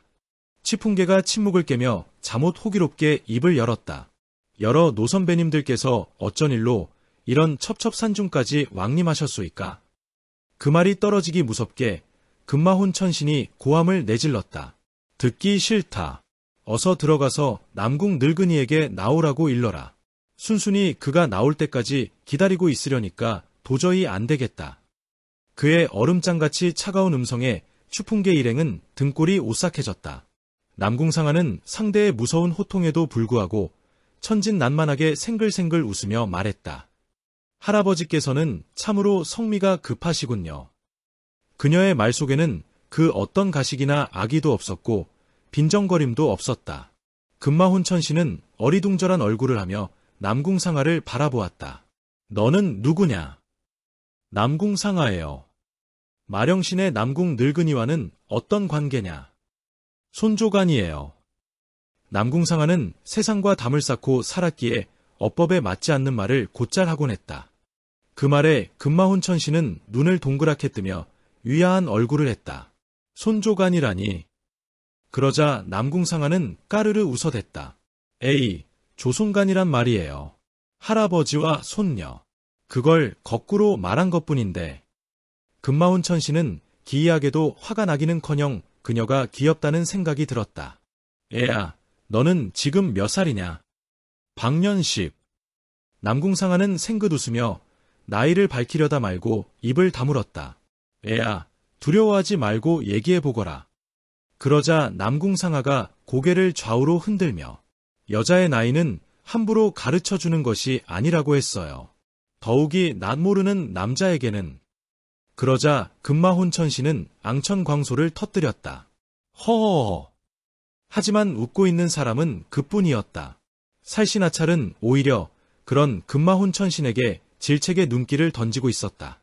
일순, 금마혼 천신은 퍼뜩 정신을 차리며 다시 추풍계에게 언성을 높였다. 어서 냉큼 들어가서 남궁 늙은이에게 나오라고 일러라. 노부가 직접 손을 쓰기 전에 말이다. 그러자 남궁인이 나서며 그를 격동시키지 않기 위해 부드럽게 말했다. 조부님께서는 지금 영단을 제조하고 계시느라 모선배님들을 미처 영접하지 못했습니다. 그러니 두 시즌만 기다려 주십시오. 그러자 금마혼 천신과 소두철검, 금은 상절 등은 의미심장한 눈빛을 주고받았다. 이때 다락원의 전대원주인 살신아찰이 폭가를 터뜨렸다. 아진, 탈혼사자는 어디다 숨겨놨느냐. 독고영은 그녀의 날카로운 부르짖음에 흠칫 놀라며 입술을 깨물었다. 그 분과는 이미 오래전에 헤어졌어요. 살신아찰은 이맛살을 찌푸리며 코방귀를 날렸다. 헤어져. 깜찍한 것. 이제까지 키워준 은공도 모르고 궁주님을 배신하다니. 마땅히 오장육부가 쌍질껴 나가는 고통을 맛보게 되리라. 독고영은 상대의 무서운 저주에 핏기가 싹 가셨다. 기실소녀는 사문을 배반코자 하는 마음은 눈꼽만큼도 없었습니다. 다만 뭐냐? 탈혼사자. 그분은 소녀가 어린 시절 헤어졌던 저의 오빠였습니다. 일순, 살신아찰의 안면에 의혹의 물결이 구름처럼 번져갔다. 그렇다면 외부에서 우리를 공격해왔던 그 늙은이는 누구였느냐? 그녀의 물음에 독고영이 잠시 머뭇거리자 남궁인이 대신 나섰다. 그분은 저의 사부님이십니다.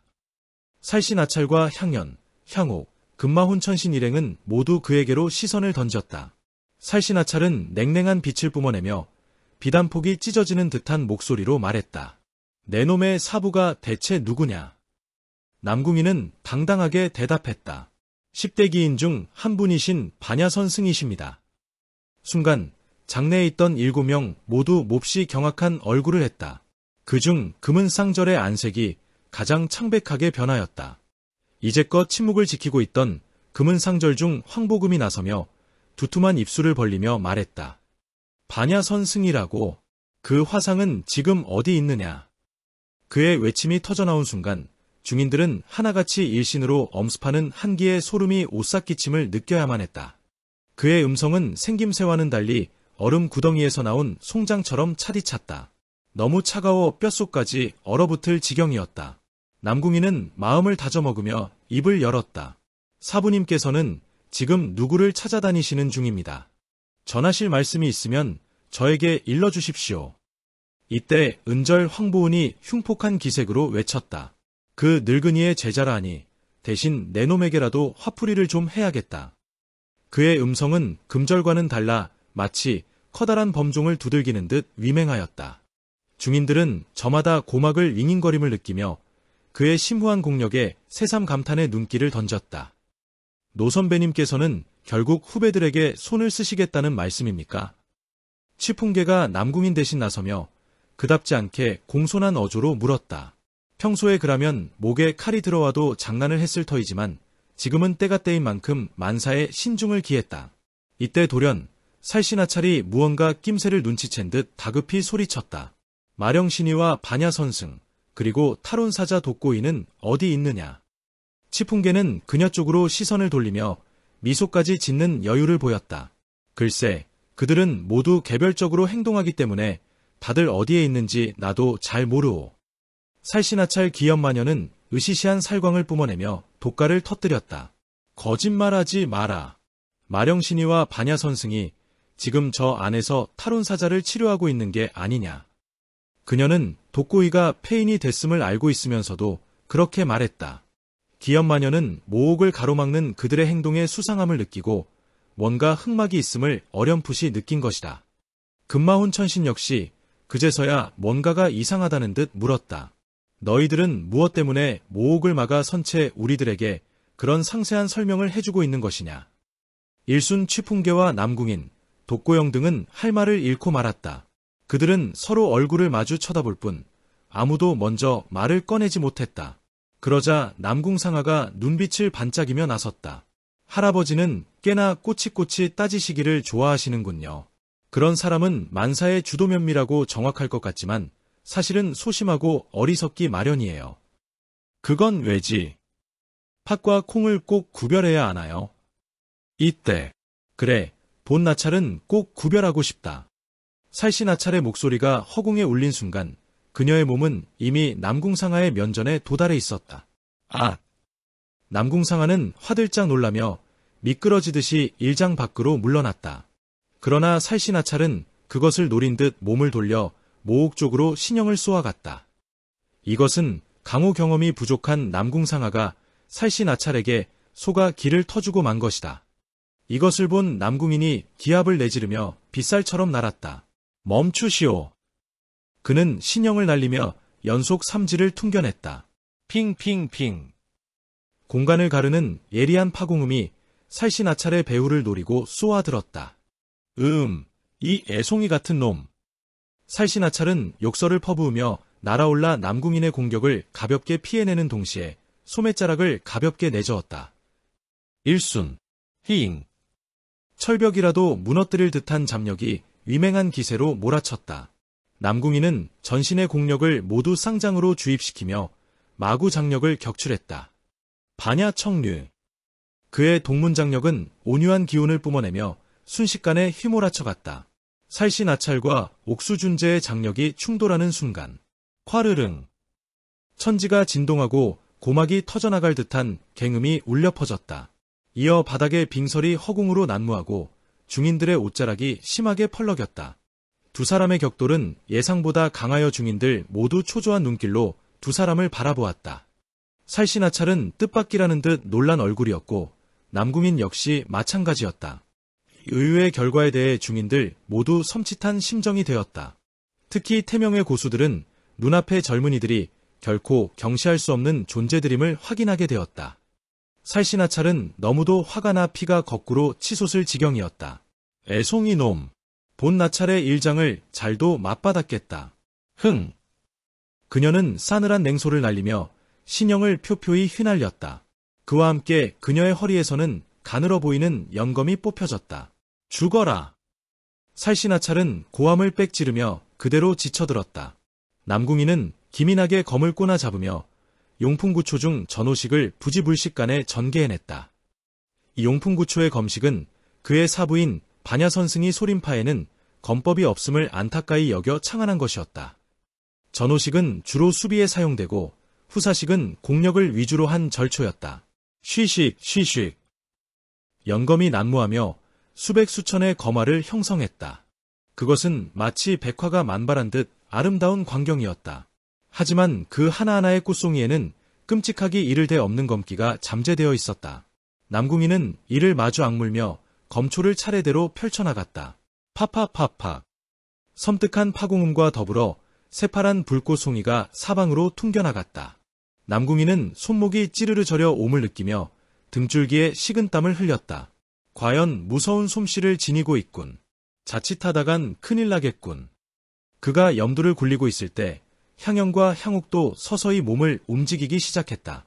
독고영은 두 사람이 모옥으로 접근하자 얼른 앞을 가로막으며 외쳤다.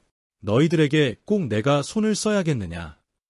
향영과 향욱은 잠시 망설이는가 싶더니 단호하게 고개를 끄덕였다.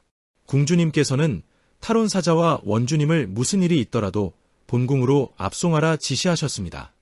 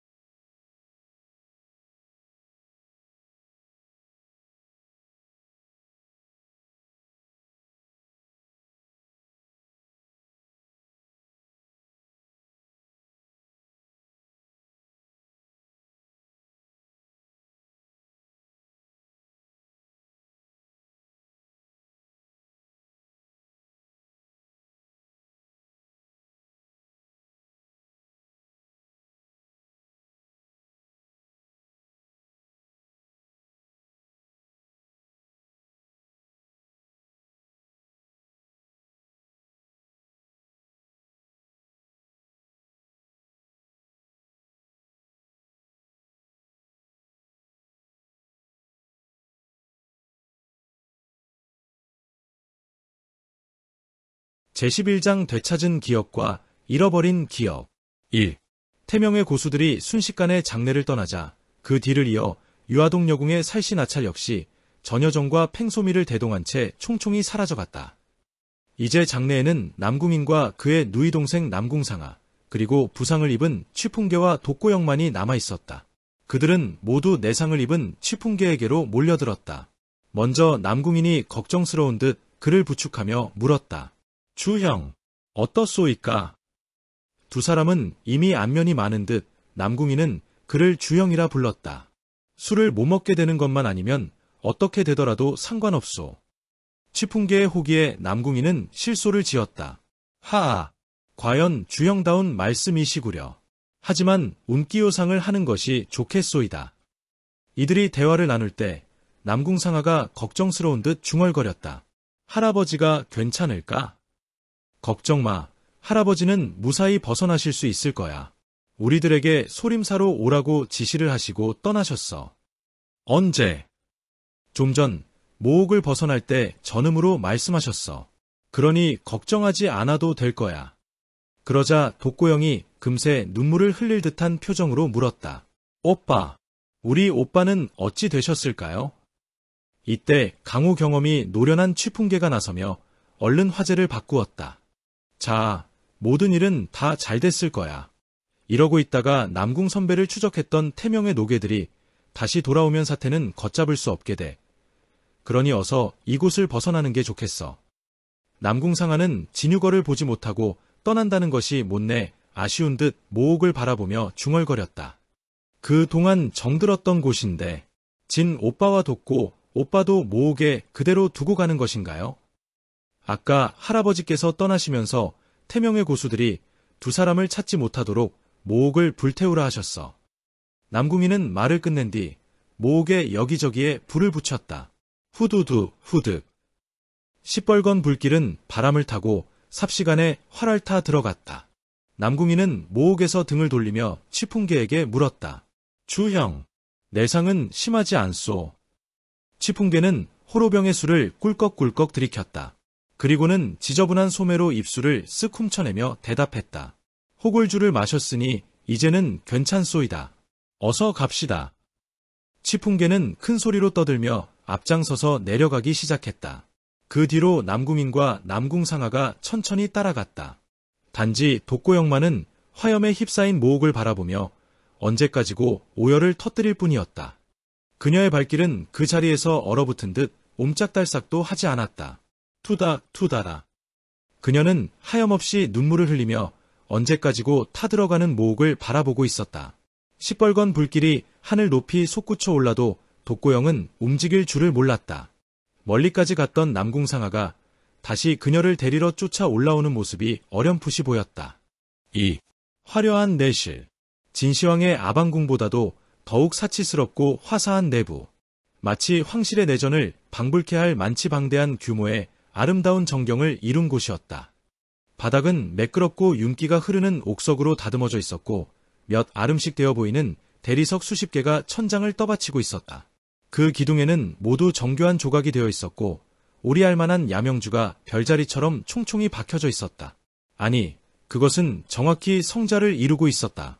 야명주 하나면 일평생을 호의호식하며 살아갈 수 있는 것인데 성자를 이루다니. 정녕 꿈 같은 곳이 아닌가.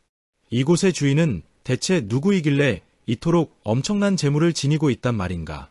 그야말로 상상조차 할 수 없는 일이었다. 더구나 야명주로 이루어진 성자들은 단순히 기둥에만 있는 것이 아니라 내전의 벽면과 천장에도 박혀 있었다. 크고 작은 야명주의 광채는 내전 전체를 마치 환상의 궁처럼 신비스럽게 비추고 있었다. 뿐만 아니라 벽면의 공간과 공간에는 금강석, 산호, 만호, 호박, 비치 등 갖가지 진기한 보석들이 주렁주렁 매달려 있었다.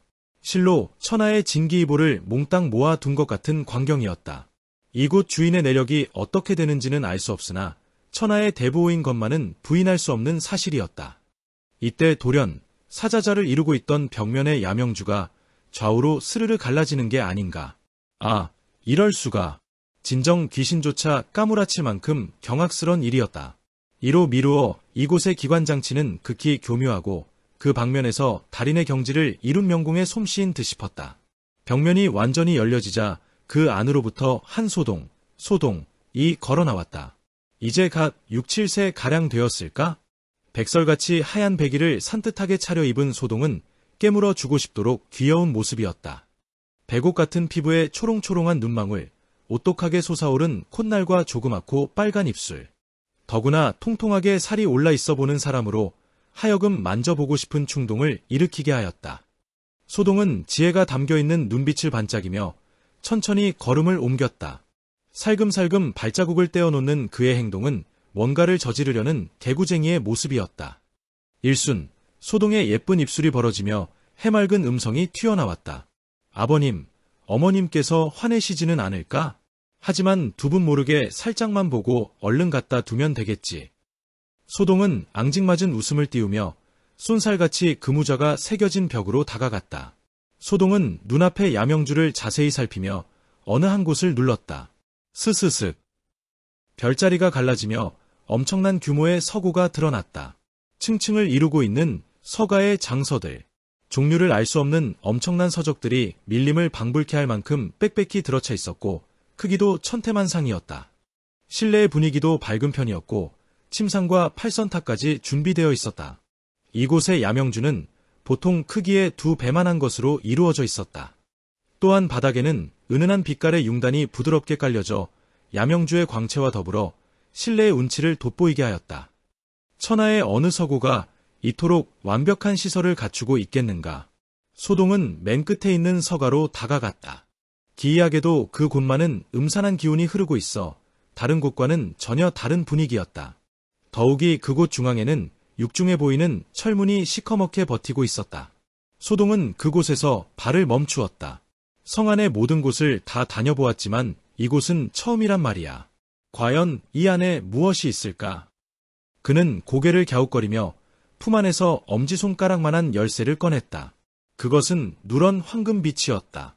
소동은 황금빛 열쇠를 육중한 철문이 구멍으로 집어넣었다. 순간, 찰칵. 경쾌한 음향이 울리며 거대한 철문이 열려지기 시작했다. 소동은 호기심이 가득 어린 눈을 동그랗게 뜨고 있었다. 바로 이때였다. 슉. 철문 안에서 괴이한 소리가 불꽃처럼 튀어나오며 가공할 만한 흡입력이 소동의 전신을 휘감았다. 그것은 어린 소동이 도저히 감당할 수 없는 무서운 힘이었다. 아아. 소동의 조그만 입술이 새파랗게 질리는 순간 그는 이미 열려진 철문 안으로 빨려 들어가기 시작했다. 그곳은 마치 악마의 입 안처럼 시커먼 동굴이었다. 지척지간이 분간되지 않는 동굴은 한없이 깊었다. 더구나 그 안에는 위맹한 소용돌이가 일고 있었다. 소동은 그 불가사의한 회오리에 빨려들어 끝없는 흑암 속으로 떨어져 내렸다. 으악. 찰나. 으헉.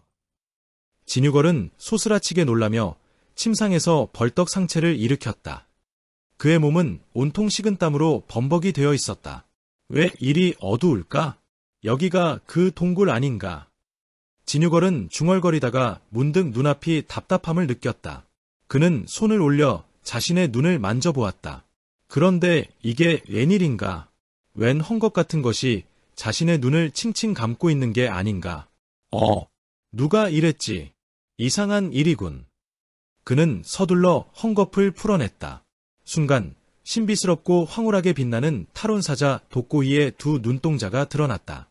아니, 독고이가 진유걸에게 주었으니 이제는 광열풍 진유걸의 눈이었다. 독고이는 마령신이가 만든 기관 안에서 진유걸에게 자신의 눈을 준 뒤 이미 세상을 떠난 것이다. 여기가 어디지? 참 이상한 곳이군. 아니, 이럴 수가.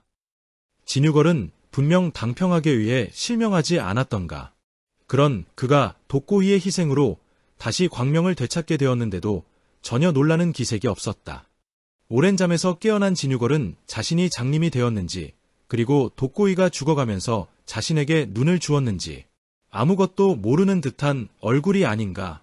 정녕 기이한 일이 아닐 수 없었다. 그는 시간이 지날수록 점점 더 알 수 없는 행동을 하였다. 바로 자신의 곁에 누워있는 독고이를 전혀 알아보지 못하는 것이었다. 이 사람은 누군데 여기에 누워있지? 나처럼 눈에 붕대를 했군.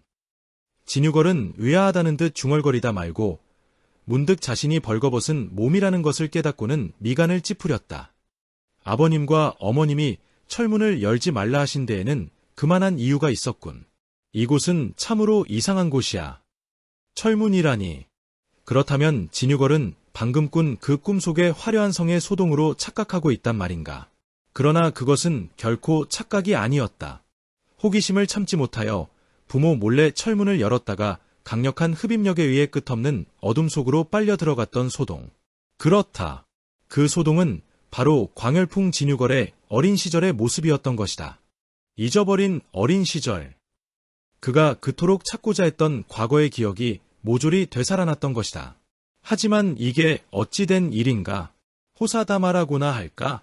어린 시절을 찾는 대신 그는 불행히도 철문을 열고 난 후부터 눈 속에 파묻힐 때까지의 모든 기억을 몽땅 잃어버리고 만 것이다. 거의 15년간의 세월을. 엇갈린 운명. 이제 그는 광열풍 진유걸이 아니었다. 오직 그만을 위해 온갖 희생을 무릅쓴 여인들도, 그리고 그의 진가를 알고 자신의 몸도 아낌없이 바쳤던 사람들도 이제 모두 그의 기억 저편으로 사라지고 말았다. 끝장이었다. 모든 게 끝장이었다. 지청란의 순결도, 남궁인의 희생도, 독고영의 순결도, 독고희의 두 눈도, 그들의 희생을 아무것도 기억하지 못하니 모든 게 끝이었다. 이제 그들의 희생이 아무런 의미가 없게 되지 않았는가? 이렇게 되면 강호에 몰아칠 일대 혈겁은 대체 누가 막는단 말인가? 그에게 희망을 걸고 모든 것을 희생한 이들은 그 누구에게 보상을 받아야 한단 말인가? 참으로 암담한 일이었다. 진유걸은 침상 밑에 있는 자신의 옷을 뒤졌다. 일순, 발칵. 경쾌한 소리와 함께 아주 볼품없는 단검 하나가 나왔다. 그것은 언젠가 어린 시절 진유걸이 독고이에게 보여준 적이 있던 단검이었다. 오, 여기 있었구나. 진유걸은 옷을 입고는 물그릇에 서슴없이 단검을 집어넣었다. 순간 무디어 보이던 검날의 선명한 그림이 새겨지는 것이 아닌가. 진유걸은 입가에 득이의 미소를 띄우며 다시 검을 품속에 갈무리했다. 아버님이 말씀하시기를 이 검에서 나타난 지형이 곧 성의 위치이니 만일 길을 잃게 되면 이것을 보고 찾아오라고 하셨지. 그는 다시 독고이를 살펴보았다. 어쨌든 사람이 있는 것으로 미루어 나는 외부로 나온 것이 분명해. 하지만 너무 오래 시간이 흐른 것은 아닐까? 내가 성장한 것으로 보아 10몇 년은 흐른 듯한데. 그는 자신이 낯선 곳에 와 있다는 느낌이 들어도 매우 침착했다. 그것은 그의 천성인 듯했다. 그는 침울한 얼굴로 길게 한숨을 토해냈다. 휴, 아버님과 어머님이 무척 심려하시겠군. 어서 이곳을 빠져나가야겠다. 진유걸은 통로를 찾으려고 이곳 저곳을 기웃거리다가 기둥에 붙여놓은 서찰을 발견했다. 급하게 휘갈겨 쓴 초서체의 글이었다. 깨어나는 대로 숭산소림사로 오게. 자세한 얘기는 그곳에서 하기로 하지. 이 사백은 내가 광명을 찾게 되리라는 것을 믿어 의심치 않는다. 휘에게 감사하거라. 출구는 이 기둥의 아랫부분에 장치되어 있다. 400 마령신에. 이 글은 마령신이가 급하게 쓴 것으로 요점만 쓰여져 있었다. 그 때문에 진유걸은 이 말들이 무척 난해하게만 느껴졌다. 무슨 뜻일까? 광명을 찾게 되다니. 누가 눈이라도 잃은 건가? 그래, 바로 저 사람이 잃었나 보군. 진유걸은 독고희에게로 다가갔다. 그러나 그의 육신은 이미 싸늘히 식어 있었다. 천여정랑이며 탈혼사자 독고희. 그는 영원한 안식 속으로 빠져든 것이다. 그의 영롱한 눈동자를 진유걸의 눈에 심어주고서 그는 마치 잠든 사람 마냥 평온하게 눈을 감고 있었다. 그의 입술가에는 기쁨에 찬 미소가 빙글에 어려져 있었다. 너무나도 행복에 겨운 웃음이었다. 진유걸은 그를 물끄러미 들여다보더니 인상을 찡그렸다. 혹 마령신이라는 사람이 나의 눈을 이 사람에게 주려고 했던 게 아닐까. 그는 불이 나게 독고희의 눈을 싸맨 헝겊을 풀어헤쳤다. 일순. 없어. 진유걸은 그의 캥하게 뚫린 눈을 보고는 기겁을 했다. 진유걸은 부르르 몸서리를 치며 중얼거렸다. 마령신이라는 사람은 정녕 흉측한 자구나. 내 눈을 빼려 하다니. 그 사람이 이 자의 사백인 모양이지. 아버님에게 말씀드려 그 사람을 혼내 주어야겠군. 아버님도 결코 그냥 두시지 않으실 거야. 그는 나름대로 상황을 판단하며 기둥 쪽으로 몸을 움직였다. 서찰에 적힌 대로 그 밑으로 기관장치가 되어 있었다. 기기기. 진유걸이 기관장치를 움직이자 어디선가 굉음이 울렸다. 그것은 안타까움에 흐느끼는 듯한 망자의 호국처럼 길게 이어졌다. 마치 생명이 끊어진 독고희의 귀곡성처럼. 그러나 진유걸은 아무것도 느끼지 못하고 열려진 통로로 사라져갔다. 4. 10만대산. 중원의 남쪽이며 광서성 최남단에 위치한 명산이다. 비록 오악에는 속하지 못했지만 기암괴석과 농림방초가 우거져 있었다. 또한 기봉줄령이 하늘을 찌르듯이 뾰족뾰족 솟아 있었고 깎아 세운 듯한 석벽들은 흡사병풍을 연상케 했다. 수백 장이 넘는 단해와 험준한 계곡은 원시림을 그대로 유지하고 있었다. 그곳에서는 온갖 야생동물들이 낙원을 이루며 서식하고 있었다. 준봉은 하늘에 닿고 단해는 그 끝을 알 수 없는 산이 바로 이 10만대 산이었다. 어느 날 이 고산에서 가장 장관을 이루고 있는 천상벽 아래 10여 명의 인물들이 등장했다. 인간의 발자취를 거부해온 심산유곡에 웬 사람들이란 말인가. 그것도 한두 명이 아닌 10여 명이라니. 선두에 서서 일행을 안내하는 인물은 음흉한 얼굴의 노인으로 팔이 하나 없는지 빈 소매자락만 흔들거리고 있었다. 그는 바로 귀흥신군 합구범이었다. 중조산 근교에서 광열풍에 의해 팔을 절단당하고 이후 강태위의 장원에 나타나 그를 암살하려 했던 혈궁고수가 아닌가. 그의 뒤에는 냉막한 표정의 늙은이 2명이 따르고 있었다. 약간 마른 체격인 그들의 눈에서는 형형한 안광이 무서울 정도로 뻗쳐나오고 있었다. 일견하기에도 내외궁이 상당한 경지에 이른 듯한 모습이었다. 그리고 그들 뒤에 있는 인물은 뭔가가 못마땅한 듯 얼굴을 잔뜩 찡그리고 있었다. 그는 바로 태성왕부의 금이대 총령 장백노마 금일송이었다. 또 그의 옆에는 태명의 고수인 금은상절이 나란히 걸어오고 있었다. 그들의 배후에는 요기가 흐르는 중년미부와 2 노파가 따라오고 있는 중이었다. 호호백발의 주름살 투성이의 2 노파는 눈매가 비수보다도 날카로웠고 체구는 비슷했으나 생김새는 극히 딴판이었다. 중년미부는 유아동 여궁의 호법인 살신 아차림을 금세 알아볼 수 있었으나 2 노파의 내력은 불분명했다. 그리고 맨 뒤에는 뚱뚱하게 살이 찐 3명의 화상이 뒤따르고 있었는데 포달납궁의 화천존인과 화각존인, 화평존인이었다. 아, 천여년간 침묵을 지키던 마의 3대궁과 신비문파가 드디어 그 모습을 드러낸 것이다. 그것도 모두 함께. 이것은 정령무림에 있어 청천벽력이며 불운이 아닐 수 없었다. 대체 이들은 무엇 때문에 같이 행동하며 무엇을 노리고 10만대산에 올랐는가? 이윽고 그들 12인의 목전에는 모피를 추정할 수 없는 장엄한 벽암이 가로막고 있었다. 온통 짙은 푸른 빛깔의 암석으로 이루어진 천상벽력이었다. 귀흥신군 합구범이 걸음을 멈추며 중인들을 둘러보았다. 휴, 이제야 겨우 목적지 입구까지 도달하였소. 그러나 아브로가 문제여. 그 말이 끝나기가 무섭게 성질 급한 장백노마 금일송이 물었다. 대체 성의 입구가 어디에 있단 말이오? 그의 목소리는 새소리가 날 정도로 커서 모든 중인들의 시선을 받았다. 그러자 살신아찰의 옆에 있던 작달막한 체구의 노파가 혀까지 차며 합구범에게 면박을 주었다. 장백산의 어린애가 어째서 이런 일에 끼었을까? 거미줄에 보리알 끼이듯이. 쯧쯧.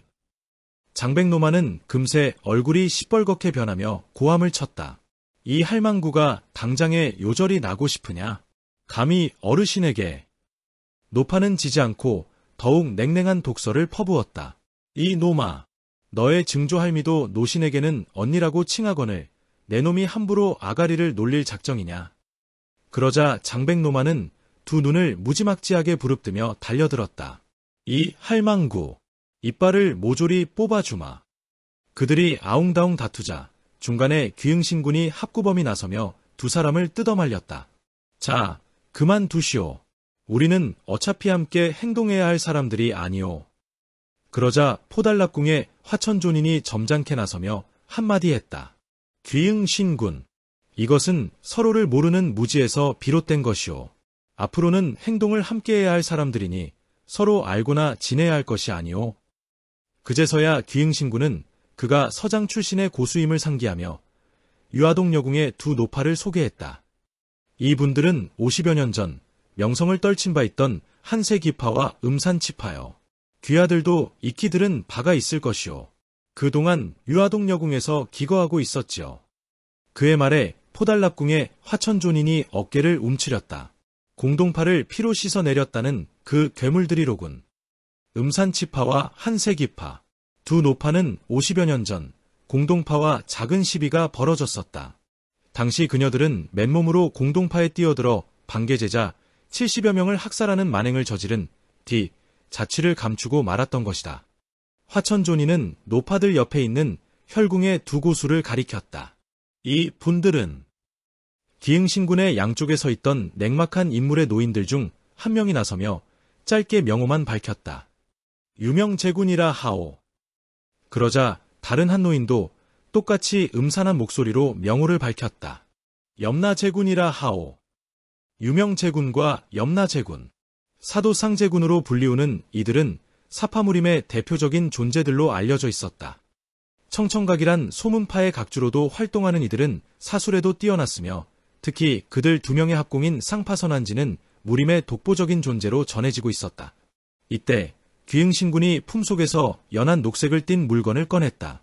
옥경. 그것은 반쪽의 옥경이 아닌가. 광열풍의 사부이며 10대 기인 중 1인이던 강남태을자가 이것으로 인하여 생명을 잃지 않았던가. 또한 망담수에서 비참한 생을 영위하고 있던 서열천왕 혈영광군 마우성도 진유거래 생을 구해준 대가로 이것을 가져오라 하지 않았던가. 그런데 그 반쪽 옥경이 귀흥신군의 손에 있다니 정녕 믿지 못할 일이었다. 귀흥신군은 그것을 손에 든 채 살신하차를 바라보며 입을 열었다. 어서 꺼내보시오. 이제는 어떻게 해야 할지 모르겠으니. 살신하찰은 그의 재촉을 받자 역시 품속에서 무엇인가를 끄집어냈다. 아, 이게 어찌된 일인가. 그것 역시 반쪽의 옥경이 아닌가. 그녀의 손에 들려진 것도 분명히 반쪽의 옥경이었다. 그렇다면 원래부터 이 반쪽 옥경은 두 개였단 말인가. 그리고 여기에는 또 어떤 비밀이 숨겨져 있단 말인가. 귀흥신군 합구범은 살신하찰의 옥경과 자신이 지니고 있던 반쪽의 옥경을 서로 맞춰보았다. 발칵. 순간 옥경이 정확하게 하나로 맞아떨어지며 다음과 같은 글이 새겨졌다.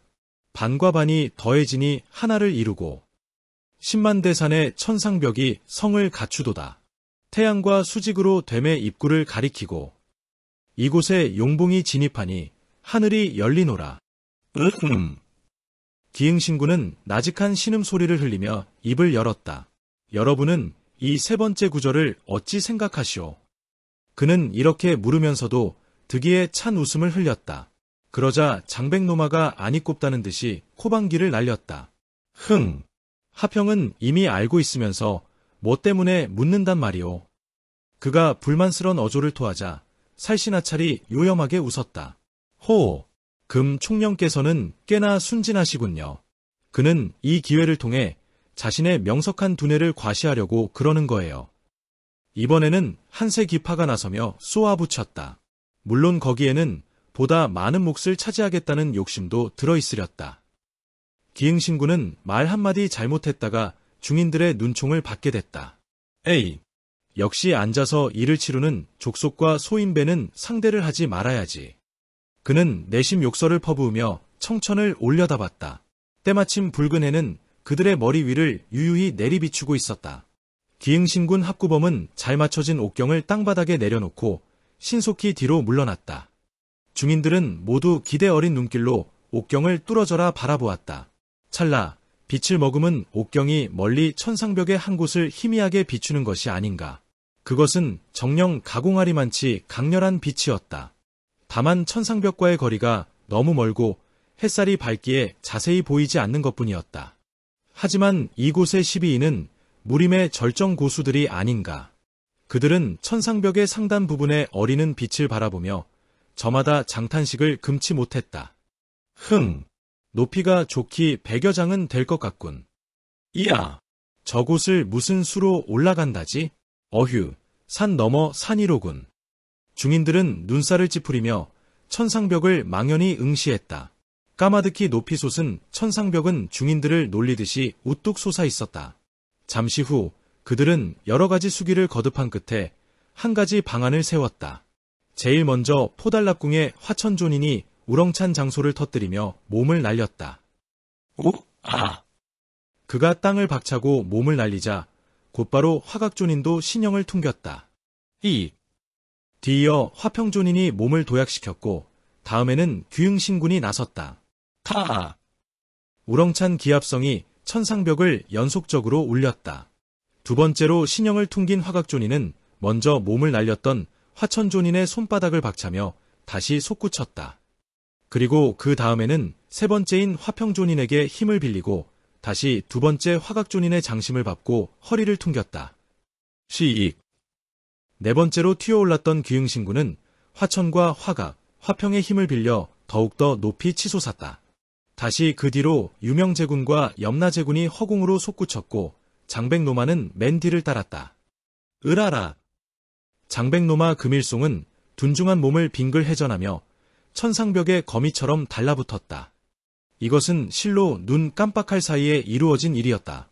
정광석화를 방불케 하는 날렵함과 심후한 공력, 풍부한 경험과 세심한 동작이 조화되어야만 가능한 일이었다. 이것을 과연 누가 흉내낼 수 있을 것인가? 오직 무림의 인류 고수들만이 행할 수 있는 것이리라. 천상벽의 높은 곳에 벽호공을 전개하며 붙어있는 장백노마는 등줄기에 식은땀이 주르르 흘렀다. 제기랄, 기흥신군, 그 여우 같은 놈은 모르는 것이 없군. 어떻게 노부가 벽공에 일가견이 있다는 것을 알았을까? 그는 맨 마지막으로 일을 맡은 것에 대해 불만을 품었다. 이때 돌연, 금가야, 뭐하고 있느냐? 어서 입구를 찾아보거라. 규흥신군 합구범이 아래에서 고래고래 고함을 질러댔다. 유아동 여궁의 한세기파도 날카롭게 외쳤다. 누가 그곳에 올라가 옴짝달싹도 하지 말라고 했느냐. 무서우면 일찌감치 내려와 고모에게 도움이나 청하거라. 장백노마는 내심 우라가 치밀었으나 어떻게 손을 쓸 수가 없는 상황이었다. 모두 죄명에 못 죽을걸. 그는 중얼거리며 서서히 몸을 이동하여 나갔다. 미세하게 움직이는 것이었으나 그의 이마에는 땀이 비 오듯 쏟아졌다. 동작 하나하나에 혼신의 힘을 불어넣은 듯 지극히 조심스러웠다. 이윽고 그는 원상태에서 우측으로 2장가량 이동하여 작은 구멍 하나를 발견하는 데 성공했다. 구멍이라기보다는 바위 틈에 가까운 그 주위는 매끈한 운석으로 다듬어져 있어 한눈에 알 수 있었다. 장백노마는 희열의 빛을 띄우며 아래에 대고 소리쳤다. 찾았다. 조그마한 틈새가 벌어져 있어. 흡사 계집의 그는 목청껏 떠들다 말고 움찔 입을 다물었다. 유아동 여궁의 노파에게 또 무슨 핀잔을 들을지 몰라 두려웠기 때문이었다. 아, 드디어 찾았다. 천상벽 아래에 있던 중인들은 환호성을 질렀다. 기흥신군 합구범은 옥경을 들고 중인들에게 설명을 해주었다. 이 옥경에 드러난 글의 마지막 구절은 영봉이 진입하니 하늘이 열리도다 라고 되어 있소. 알다시피 이 옥경의 뒷부분에는 글자가 새겨져 있소.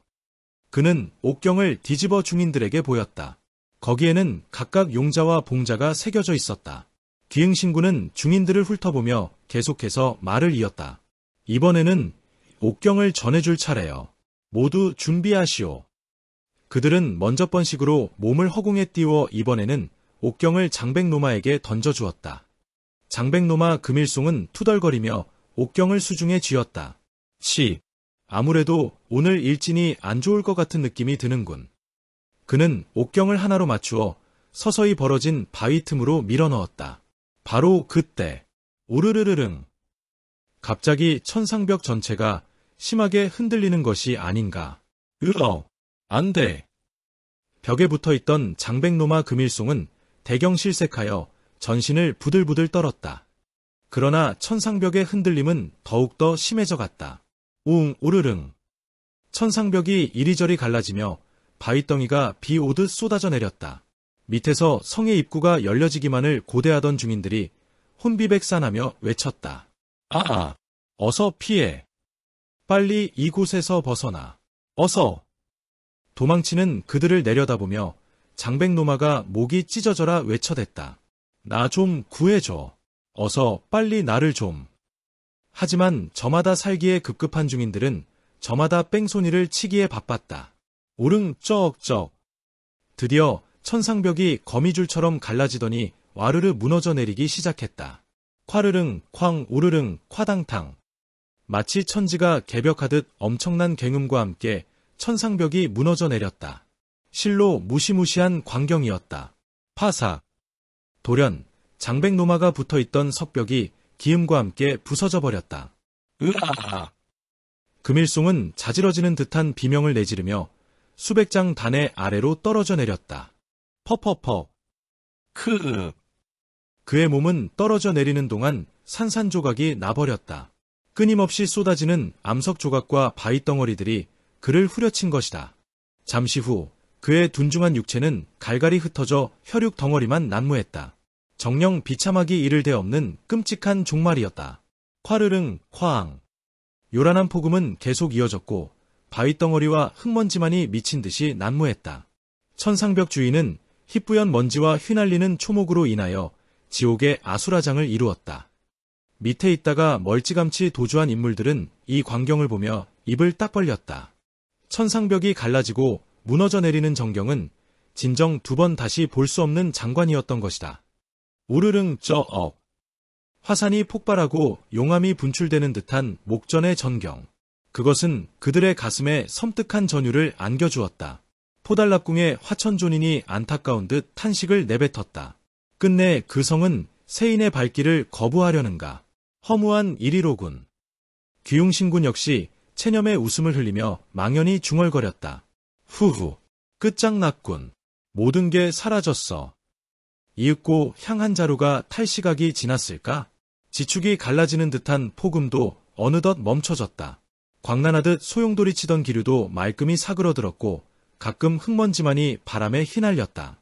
무너져 내린 천상벽 앞에는 엄청난 바위 덩어리가 수북히 쌓여 있었다. 그 때문에 원래 천상벽 자리에는 무엇이 생겼는지 보이지도 않았다. 중인들은 서로 얼굴을 힐끔힐끔 살피며 신형을 비스듬히 날려갔다. 휙휙휙. 그들이 돌무더기에 내려앉는 순간 아. 헉. 아.